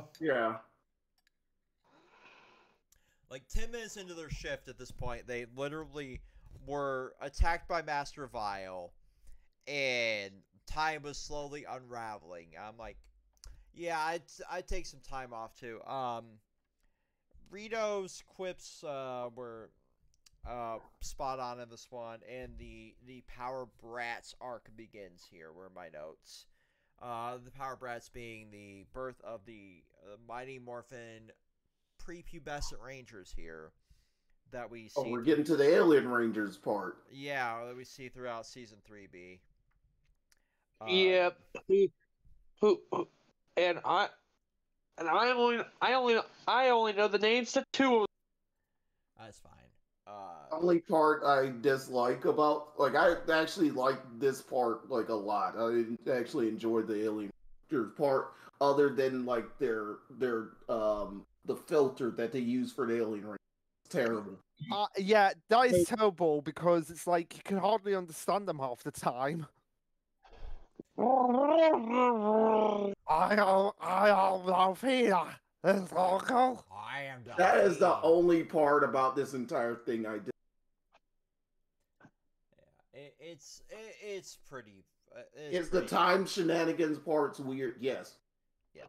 It's but gonna be weird, but I that's the only part I generally did. Alien Rangers like filter. We get it. They're from underwater. It doesn't mean you have to make them so terrible. And also as well, Alpha, step on the fuse. Step on the fuse, Alpha. Like, Step on the fucking fuse, Alpha. Why didn't he do that? I don't know. Yeah, but I don't know what to do. There's this giant, like 7-foot fuse outside the command center relating to this bomb. Let me take this tool that Billy created. But I will say, the best thing that happened in this whole saga was the whole idea that, hey, Rita and said, we're not going to waste time now. We've got the power coins here, so let's do what we should have done a long time ago and destroy them. So they destroy the Ninjetti like power coins. Yeah. At this point. So I hate to, like I said, like I've been saying, like I hate to say it, people. Zed was better off with Rita than without her. Well, Definitely. There's that, and there's a lot of factors that kind of led up to this. Like, you have, but I want to dive into one fucking point here at episode 1. Go ahead. Why were they throwing children in the back of a fucking cop car? That's what I'm asking. Like, they did. The only crime these kids committed at this point was the emergency curfew that was never announced until episode 3. Now we're throwing kids in the back of cop cars. We're traumatizing children one cop ride at a time. For the egregious crime of not being with their parents. Which Catherine and Tommy played the role of the parents to bail them out of jail, so to speak. Which was literally the exact same thing that happened in the Little Rascals movie. And also like South Park and Family Guy and every adult animated show on the planet. But yes, at this point, Little Rascals was the inspiration. A Little Rascal one actually makes sense because Saban, like as a kid, probably watched that. But like, Jesus Christ, the cop did not think to look under his like a police cap here to find his glasses to be like, oh, wait, that's 2 kids in a trench coat. Yeah. Wait, that's 2 kids in a trench coat. Wait, let me get my glasses. The crystal gems. That cop went without his glasses on is basically the same eyesight equivalent as my mother. No, honestly, same. I'm not even joking. That is literally how my mother acts. She's like, Luke, I can't see anything without my glasses. No, same. Like, I am blind. Like, I can't even see my fucking monitor like a foot in front of me without my glasses.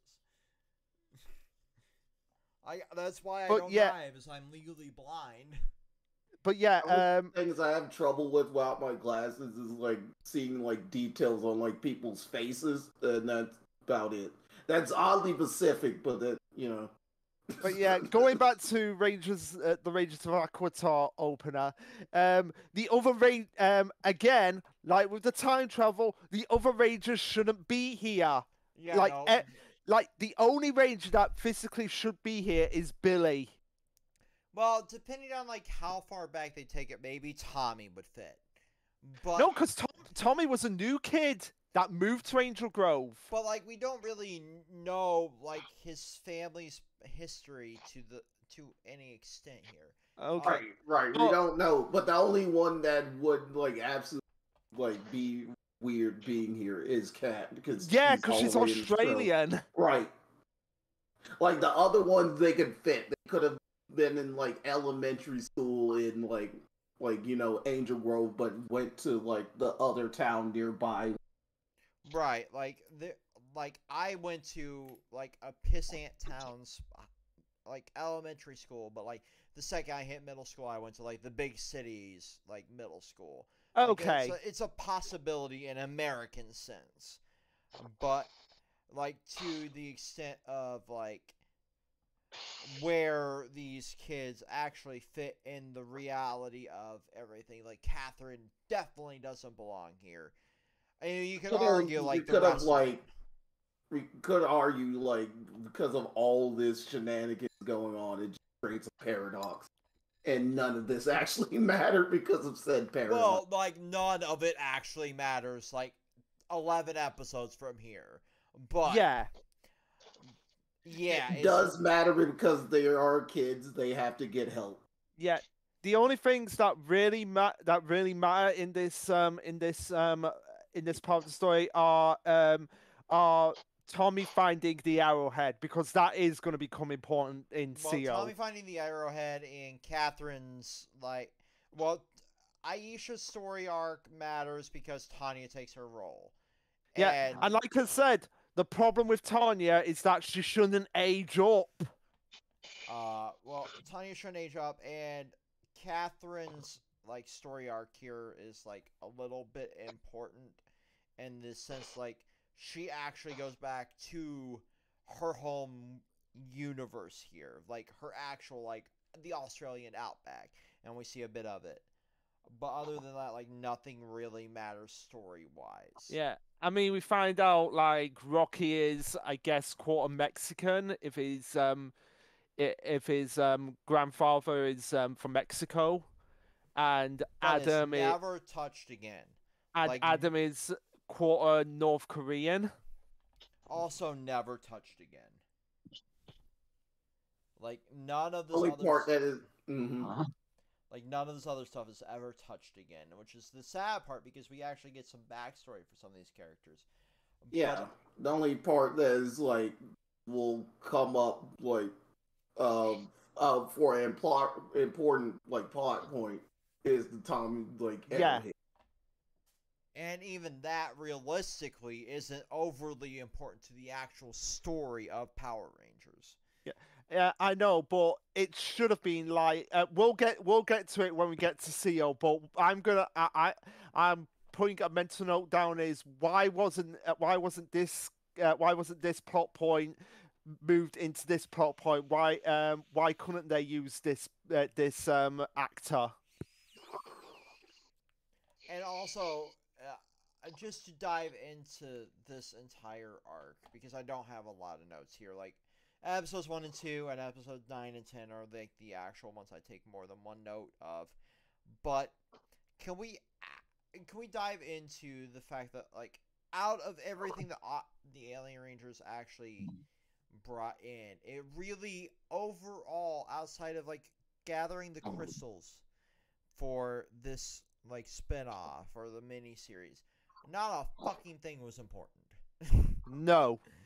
Like, it was just like the Alien Rangers, keep like the evils like occupied while the rest Rangers as kids could find the Zero crystals. That was the point of the Alien Rangers. I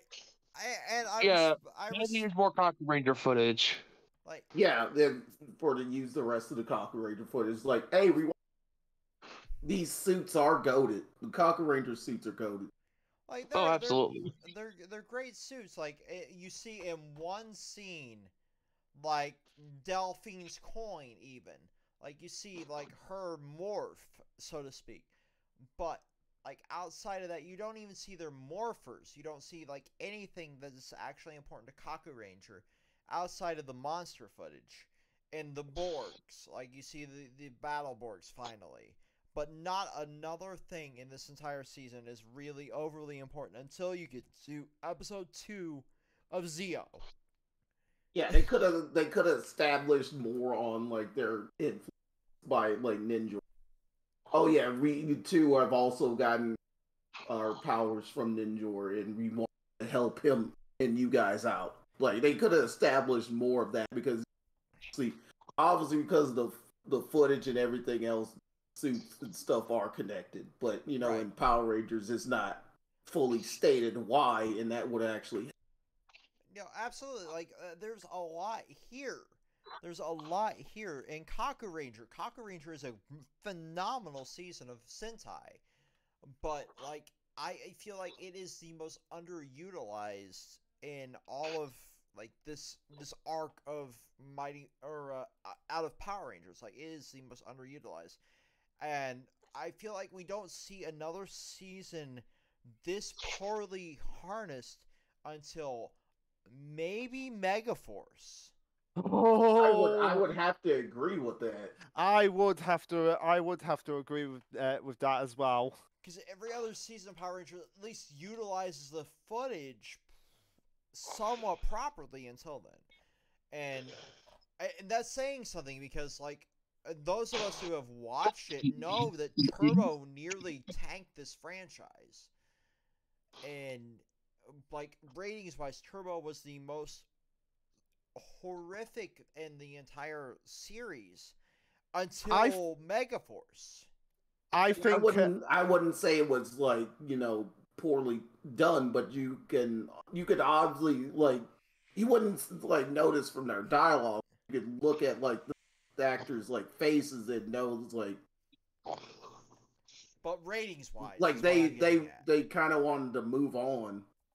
Yeah, it was a lot of the ratings, and then like in space, or at least Tommy, for example. Maybe not the other, of course, but that's a debate for an entirely different video. We're gonna go on I that, feel like and it's gonna be a lot shorter than this one because we're talking about 3 seasons and a half of material. Yeah, like and other ones we're just gonna be talking about one at a time. Like unless it's like Megaforce and Super Megaforce. Yeah, and like the whole point of like these is like we're talking era by era. Like we'll be talking about like from Zeo to Lost Galaxy in the next video. But there's not going to be a lot of bouncing back and forth between like source material and source material. We're just going to be talking about like Zeo and then like Turbo and then in space and then like Lost Galaxy. And then I'll talk about like a little like nugget of like, hey, did you know this is from this or like that, and that'll be about it. Like I think there was a lot of like intersplice stuff from like in space. You told me like there was a lot of like Zord footage that might have been like overly utilized. In space, like other than like the Zord footage and like a few, there's like all like that is like and of course like some of the Ranger footage, but you like none of like the source material took like all of that was on Earth. Right. There was no actual like quote unquote in space because it was just high schoolers like on Earth. That's what their counterparts were. Right. Enough about that. We're talking about Ranger and Power Rangers. We're talking about Rangers who are fish who are also ninjas. And there's one episode in particular in the near the middle of this that was like really confusing to Luke and I in particular. Are the fish considered sacred in Aquatar? I don't know. Maybe they're think of like It's because when they saw Bulk and Skull fishing, they were like, "What are the two you call Bulk and Skull doing?" And they're like, fishing. For what? For the fish to do what? To eat them. And Delphine is like, bitch. it's like what? Yeah, maybe they're like vegetarian. Maybe they eat like most like some form of vegetation on the planet and Yeah, don't really eat meat. Yeah, but they're treating it as if They like were the like fish were sacred, like the cow like- in India. like our cow. How if you went to India and you started eating beef, you'd probably get Well, executed for that. maybe they're like some saint, like a carp or some. Like it started off as like a goldfish, became a bigger carp, and then they became humanoid. I guess, but there's no. I actually want to interview one of the writer of that episode at some if I ever got a chance to just ask them like, was this to imply that fish is sacred on Aquitar? I wait 1 second. Let me see if Delphine's actress is like active on Twitter.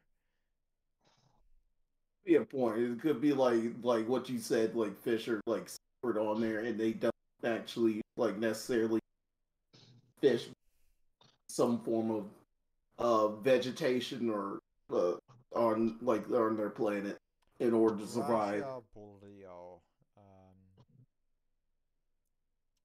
Let's see. She also provided the voice of the sorceress Hexabua in Power Rangers Lost Galaxy. And my ad is Gamer Subs. Use code GOONS in the if you need to get any Gamer Subs right now.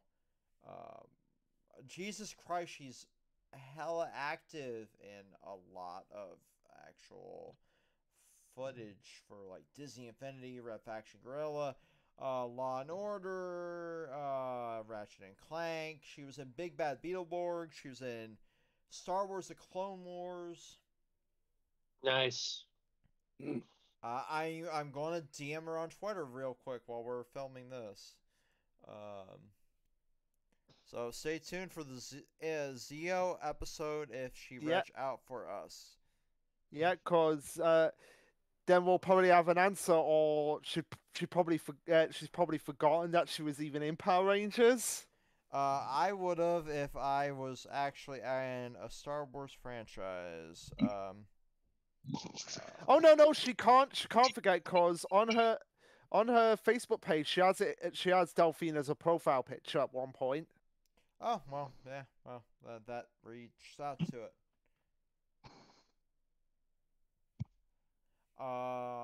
Anyway, let's my final notes for this is episode 7 we had the new Tengu, which was one of my favorite like gag scenes. Episode 8 we had Rito is borderline word I won't say on YouTube, but yeah, he is a dum dum. We love him. Like To be fair, he is undead. he might be undead, but like even He's when there's clearly a giant skeleton man. That's undead as you can get. like when there's a sign that says command center this way, and the skeleton man can't follow the sign that says command center this way, and he activates said bomb that you're carrying to blow up said command center. He is that word. That's all I'm going to say on that. I'm pretty sure the comments will agree with me on that one.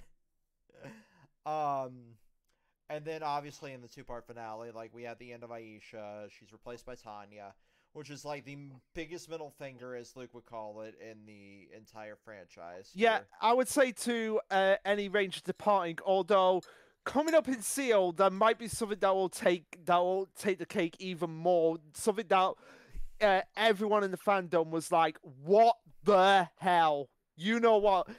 It's the snowboarding 3-parter. The John's letter. Yeah, that thing. We'll get to it when we We'll get get to to it. that. Yeah, but yeah, I said that with Bawaiish, but then I remembered that I was like, oh, Well, does also that? you have one other one that is technically in Turbo. Oh, we'll get to that with Turbo. Yep, we'll Like- get to that. Like Turbo is like the giantest middle finger to a lot of these actors, and I Yeah. hate it for that. yeah, like- pretty much. I think Turbo is probably going to be the most divisive for all of us. Yeah, because we're gonna have to watch that movie first. Oh no, I'm talking about like if maybe some of us might actually like most of it, or Well, like, they're we'll- stupid if they like it. Again, I enjoyed the second half of Turbo more. Yeah, Turbo's second half is okay, but like Jesus fucking Christ, they had no idea what they were going to do with that first half. oh yeah, definitely. But we'll get to that when we get to that. Yeah. The finale. Yeah, so The finale of Alien Ranger here. Before we dive into like final thoughts, because we're reaching. Alien Ranger was a bunch of shit. We're reaching. What? an Wait, what was hour- that, Tyler? I said that it was fucking lame. Like, we're reaching 3.5 hours, so, like, Tyler's right. Like, Alien Ranger had a lot of great ideas, but it didn't know how to execute them properly here, as my biggest thing is. I am 3 of these Dragonzords that are, like, 75% alcohol in.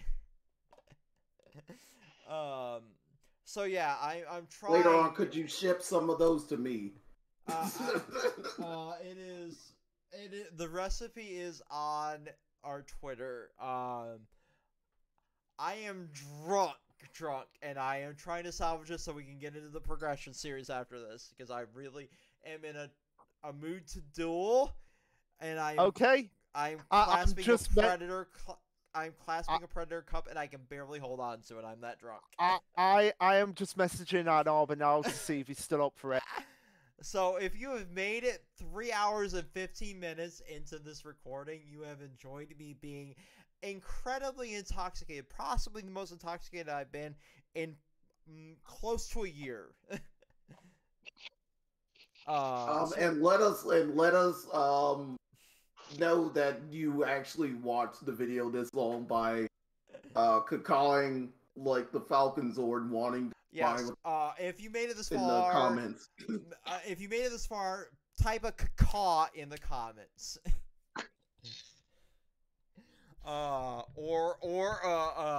What did you call that one Megazord from the Shogun Megazord?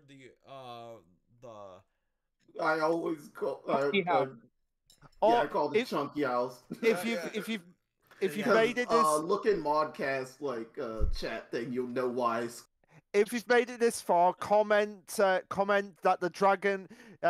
the Dragon Sword in fighting mode is Megazord with a hat on its head, like Tyler did. Oh my It was god. like Shaw. Oh, Jesus Christ. This will never end. So I gotta bring up one final bit from the comics, so you can kind of dive into where we're going to be, like parallel canon wise, right? So the Zeo Crystal is like a big plot device right now in the comics, with like Zed and Zofram and the whole like Zordon here bit that we're dealing with in the comics. Basically, like throughout all of the canon, you have had one constant here, and I think like everybody can agree based on what they know or what they've actually watched here at this point. Like the Zeo Crystal in the wrong hands is a devastating thing to the wrong powers. So in our universe here in the show, it was destroyed and then it distributed to be the powers for the new Zeo Rangers. Inside of the comics currently, as of issue 105, it is the feud of a war, so to speak, mixed in with the fact that it was what turned Zed evil because he had malicious intent when he touched it. Kind of like what you saw if, like, remember back when Catherine was telling it. Oh Jesus Christ, Zangetsu, that is a chunky house. Yeah, that's what it looked like before it like started to walk. So everybody remembers like when Tommy was going to touch the Zeo crystal to kind of break it, and it was like Catherine was saying like if you touch it, you're still evil, you'll be destroyed, and like yada yada yada. I sent in kind of a picture that was parallel to that comic wise and the mod stuff text here. So that was like basically like right before Zed turned into Zed. And now obviously in the comics you see Zed limping his ass into Zordon's command center, talking with the Rangers, being brought back via life support, yada yada yada. And that's kind of where we're at comic-wise, with Mistress Vile kind of trying to track down the Zeo Crystal, harnessing its power, and gaining more evil shit from Master Vile. At the same time, you have Andros and the rest of the In-Space team kind of being active that isn't, like, tied into the actual canon of the show. So you have Andros, Zane, yada yada yada. I'm trying to not spoil anything for anybody that wants to actually dive into the comics, but this is just me diving into like where we're at plot wise parallel to the comics. And the Omega Rangers, in the context of the show, the Peace Corps Rangers, the Peace Conference Rangers, whatever you want to call them, are dealing with the fallout of an evil alpha that kind of fucked up the Files and like the Machine Empire and also the Omega Ranger Zords. So like you have an alpha that was abandoned by Zordon for being too powerful / evil to actually fix. So like in the end of Alien Rangers, you saw that alpha being like stashed in the storage unit of the command center. So that alpha was kind of theoretically based on fan theory, the alpha that was abandoned on the moon. And then kind of fell into the power of Mistress Vile / Rita Repulsa. So now I've kind of explained away parts of the comics to kind of actually tell you where the fuck we're headed, while also tying it into the actual Mighty Morphin series / Zeo series that we're diving into. We haven't got to the point where like the Zeo Rangers are actually active or haven't activated the Zeo Crystal here. It's still like a plot device inside of the Mighty Morphin comics. Or we really only have one canon comic, which is really fucking refreshing to my wallet here. Thank you, Jesus Christ, boom. Compared to the fact that I have 8 active image subscriptions for the Massiverse. That's a side rant there. But we're down to one comic right now, and it is just the Mighty Morphin Power Rangers, and I definitely recommend you reading it if you want to dive into the parallel canon / whatever you're dealing with here, and following along with what we're doing right now, because next month we're going to start diving into Zeo, and that is going to be a trip for all of us, because it is a phenomenal series. Go Gold Ranger, Zeo powers, and we have Turbo in that whole mix, and fucking In Space and Lost Galaxy. This is going to be an ongoing series until we catch up to Cosmic Fury. And I think, Luke, you, myself, and Zangetsu at least are going to do, I don't know about Tyler if he's down for it, but we're going to do a video separately on the Mighty Morphin Once and Always in April. Oh, definitely.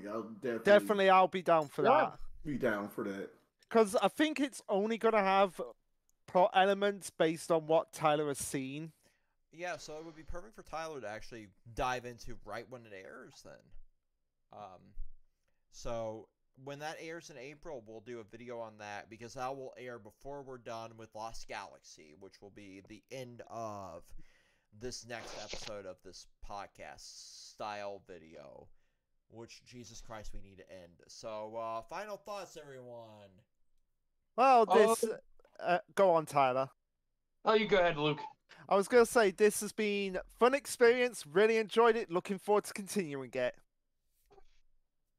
Yeah, really enjoyed watching these episodes with y'all, even missed a few of them. So like always, we will call into the sunset, waiting to combine particular Megazord.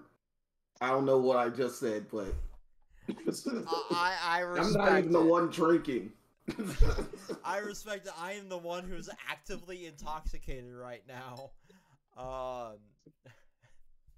I'm drinking my own home brewed drink right now. Tyler, any final thoughts before I give mine? This was a fun experience, and I apologize for not talking that much. I did not take notes, which was a mistake. Yeah, I just went mostly off of memory. I But the later half of this, because I didn't catch up in time. So Yeah. I'm a whore when it comes to taking at least like minimalistic notes because that's something I was taught in college. So like Luke and I took actual notes, so like our notepad is probably like at capacity at this point. But like Tyler, I really respect the fact that you dove into this head first, having never experienced a Power Rangers episode before. That is a big baller move for me. And definitely you get more props than Ann Arbor, who just has sat in the background of a couple of these recording sessions, or like actual like of filming, like us watching them sessions, whatever you want to fucking call them. And I'm testing him right now to see if he'll actually view this video, to call me a jackass in the comments.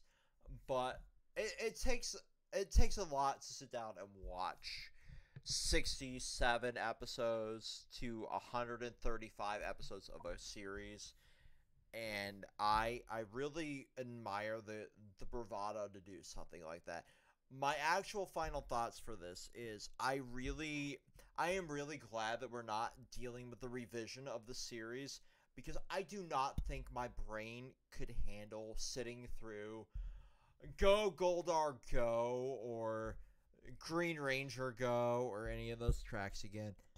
Frankly, we don't want to have to sit through 30 episodes of the same show twice just for sparkles. Right. You mean you don't want to hear about like Goldar's tonight in the middle of the day? Right, not just that, right? The revision is such a fucking divisive thing, and I agree with a lot of the detractors. Like, it is pointless. Like, there's a difference between like wanting to actually sit down and enjoy a series for the first time. Like, it's a great idea for those who don't have the patience to do what we just did. But it is also a thing that it really didn't need to fucking exist. It was just made for like the past equivalent of a ad revenue, basically.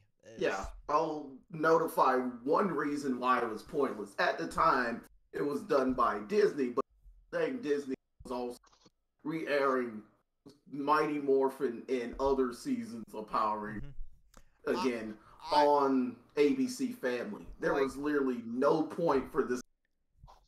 Like, correct me if I'm wrong in the comments, or you, Zangetsu, Luke, or Tyler.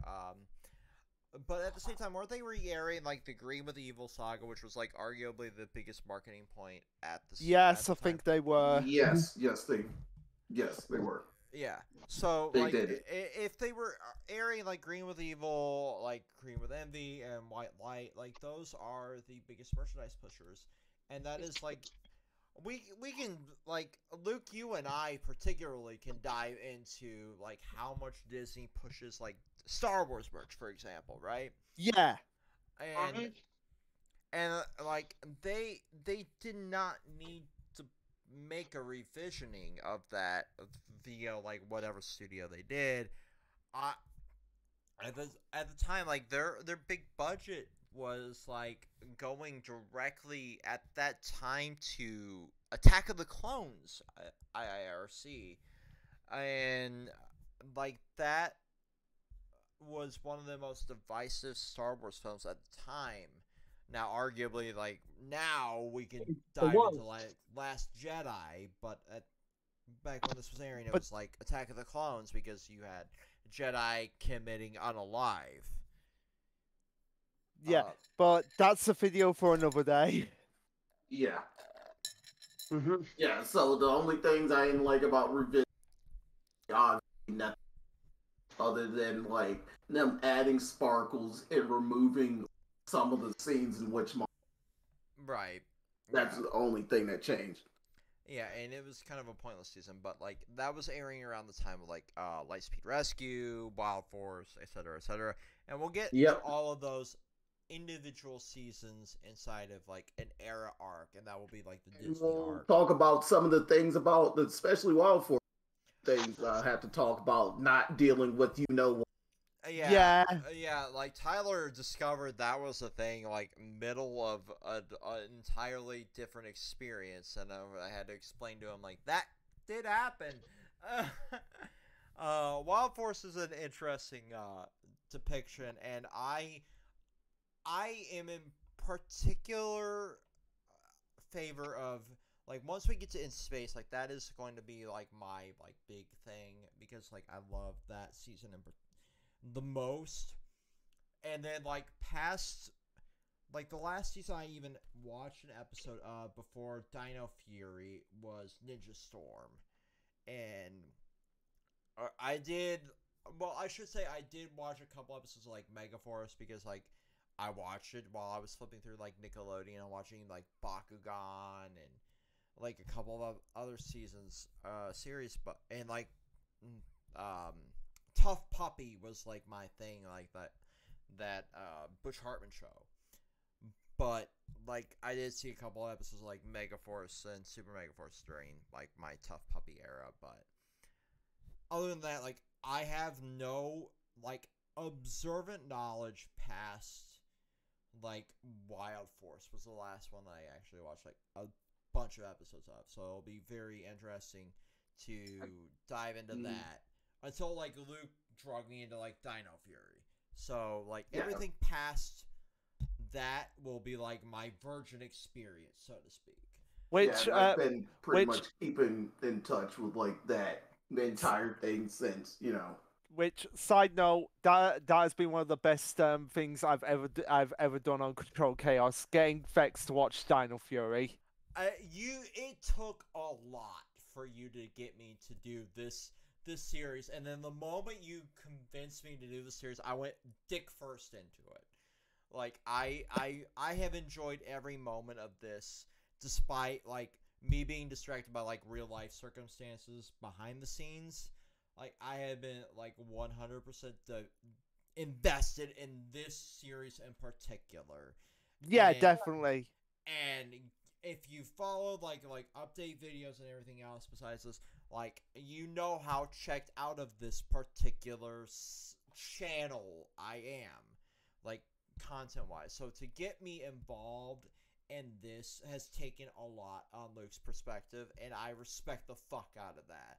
Because there's a lot of shit that I don't even want to touch, and Power Rangers is one of them that like I have been invested in since he has got me invested in Dino Fury and everything past that. And I give 1,000,000% credit to Simon fucking Bennett. Yes, definitely. Simon Bennett. I've said this before. I've tweeted him this. He's like this. He gets Power Rangers. Like out in the actual like Power Rangers brand, Simon Bennett gets it. And the overall canon of it, I give credit to Kyle Higgins, Ryan Parrott, and Misty Flores, because those are the three people that have like really and Marguerite Bennett to a little bit of a lesser extent because she's done a like little bit of like the Power Rangers, like Omega Ranger stuff. But like those writers in particular drug me back into this in a like comic standpoint of things. And I fucking love the fact that they have gotten me to revitalize my love for the series, and all the respect in the world to them in particular. Like I can go 5 feet to the right of where I'm sitting right now and go get like autographed copies of like my actual comics of this. Oh yeah. But yeah. Dino Fury was the season that re-energized my love for Power Rangers. Zero knowledge of Dino Fury other than the Death Ranger, and that was Dino Fury, no Dino Charge, Dino Charge, Fury. Dino Fury is like the one thing that actually like live action wise got me. Dino Charge, like the Death Ranger, was the first thing that I covered Power Rangers wise on this channel. Because of the Shattered Grid event of the comics. You can go back. I think it's an old Azazel's Den video. Jesus fucking Christ, I'm dating myself content wise, but that one was one of the things that really got me. And that was just because that event was so mind blowing to me from a comic standpoint. And that's somebody that's been like prepped for a lot of like crossover events from like Marvel and DC, but the way Boom handles their events, they don't treat you like an idiot. They're like, hey, I know you've been reading both sides of this, like from the Go-Go Power Rangers at the time to the Mighty Morphin Power Rangers at the time, and then colliding in this crossover event to where like the coinless, where like the people that have had their morphers like taken over by Lord Drakon, to the point where like Lord Drakon was taking over like different universes of Rangers to kind of power up. It was such a unique experience. So like, yeah, 1000%. Like I owe a lot of my revitalization of this fandom to those writers. But with that, I think that's a piece for me. How about you guys? Peace from me as well. Yep. It's from me. Caca, peace. All right. We will see you in the next video. Peace.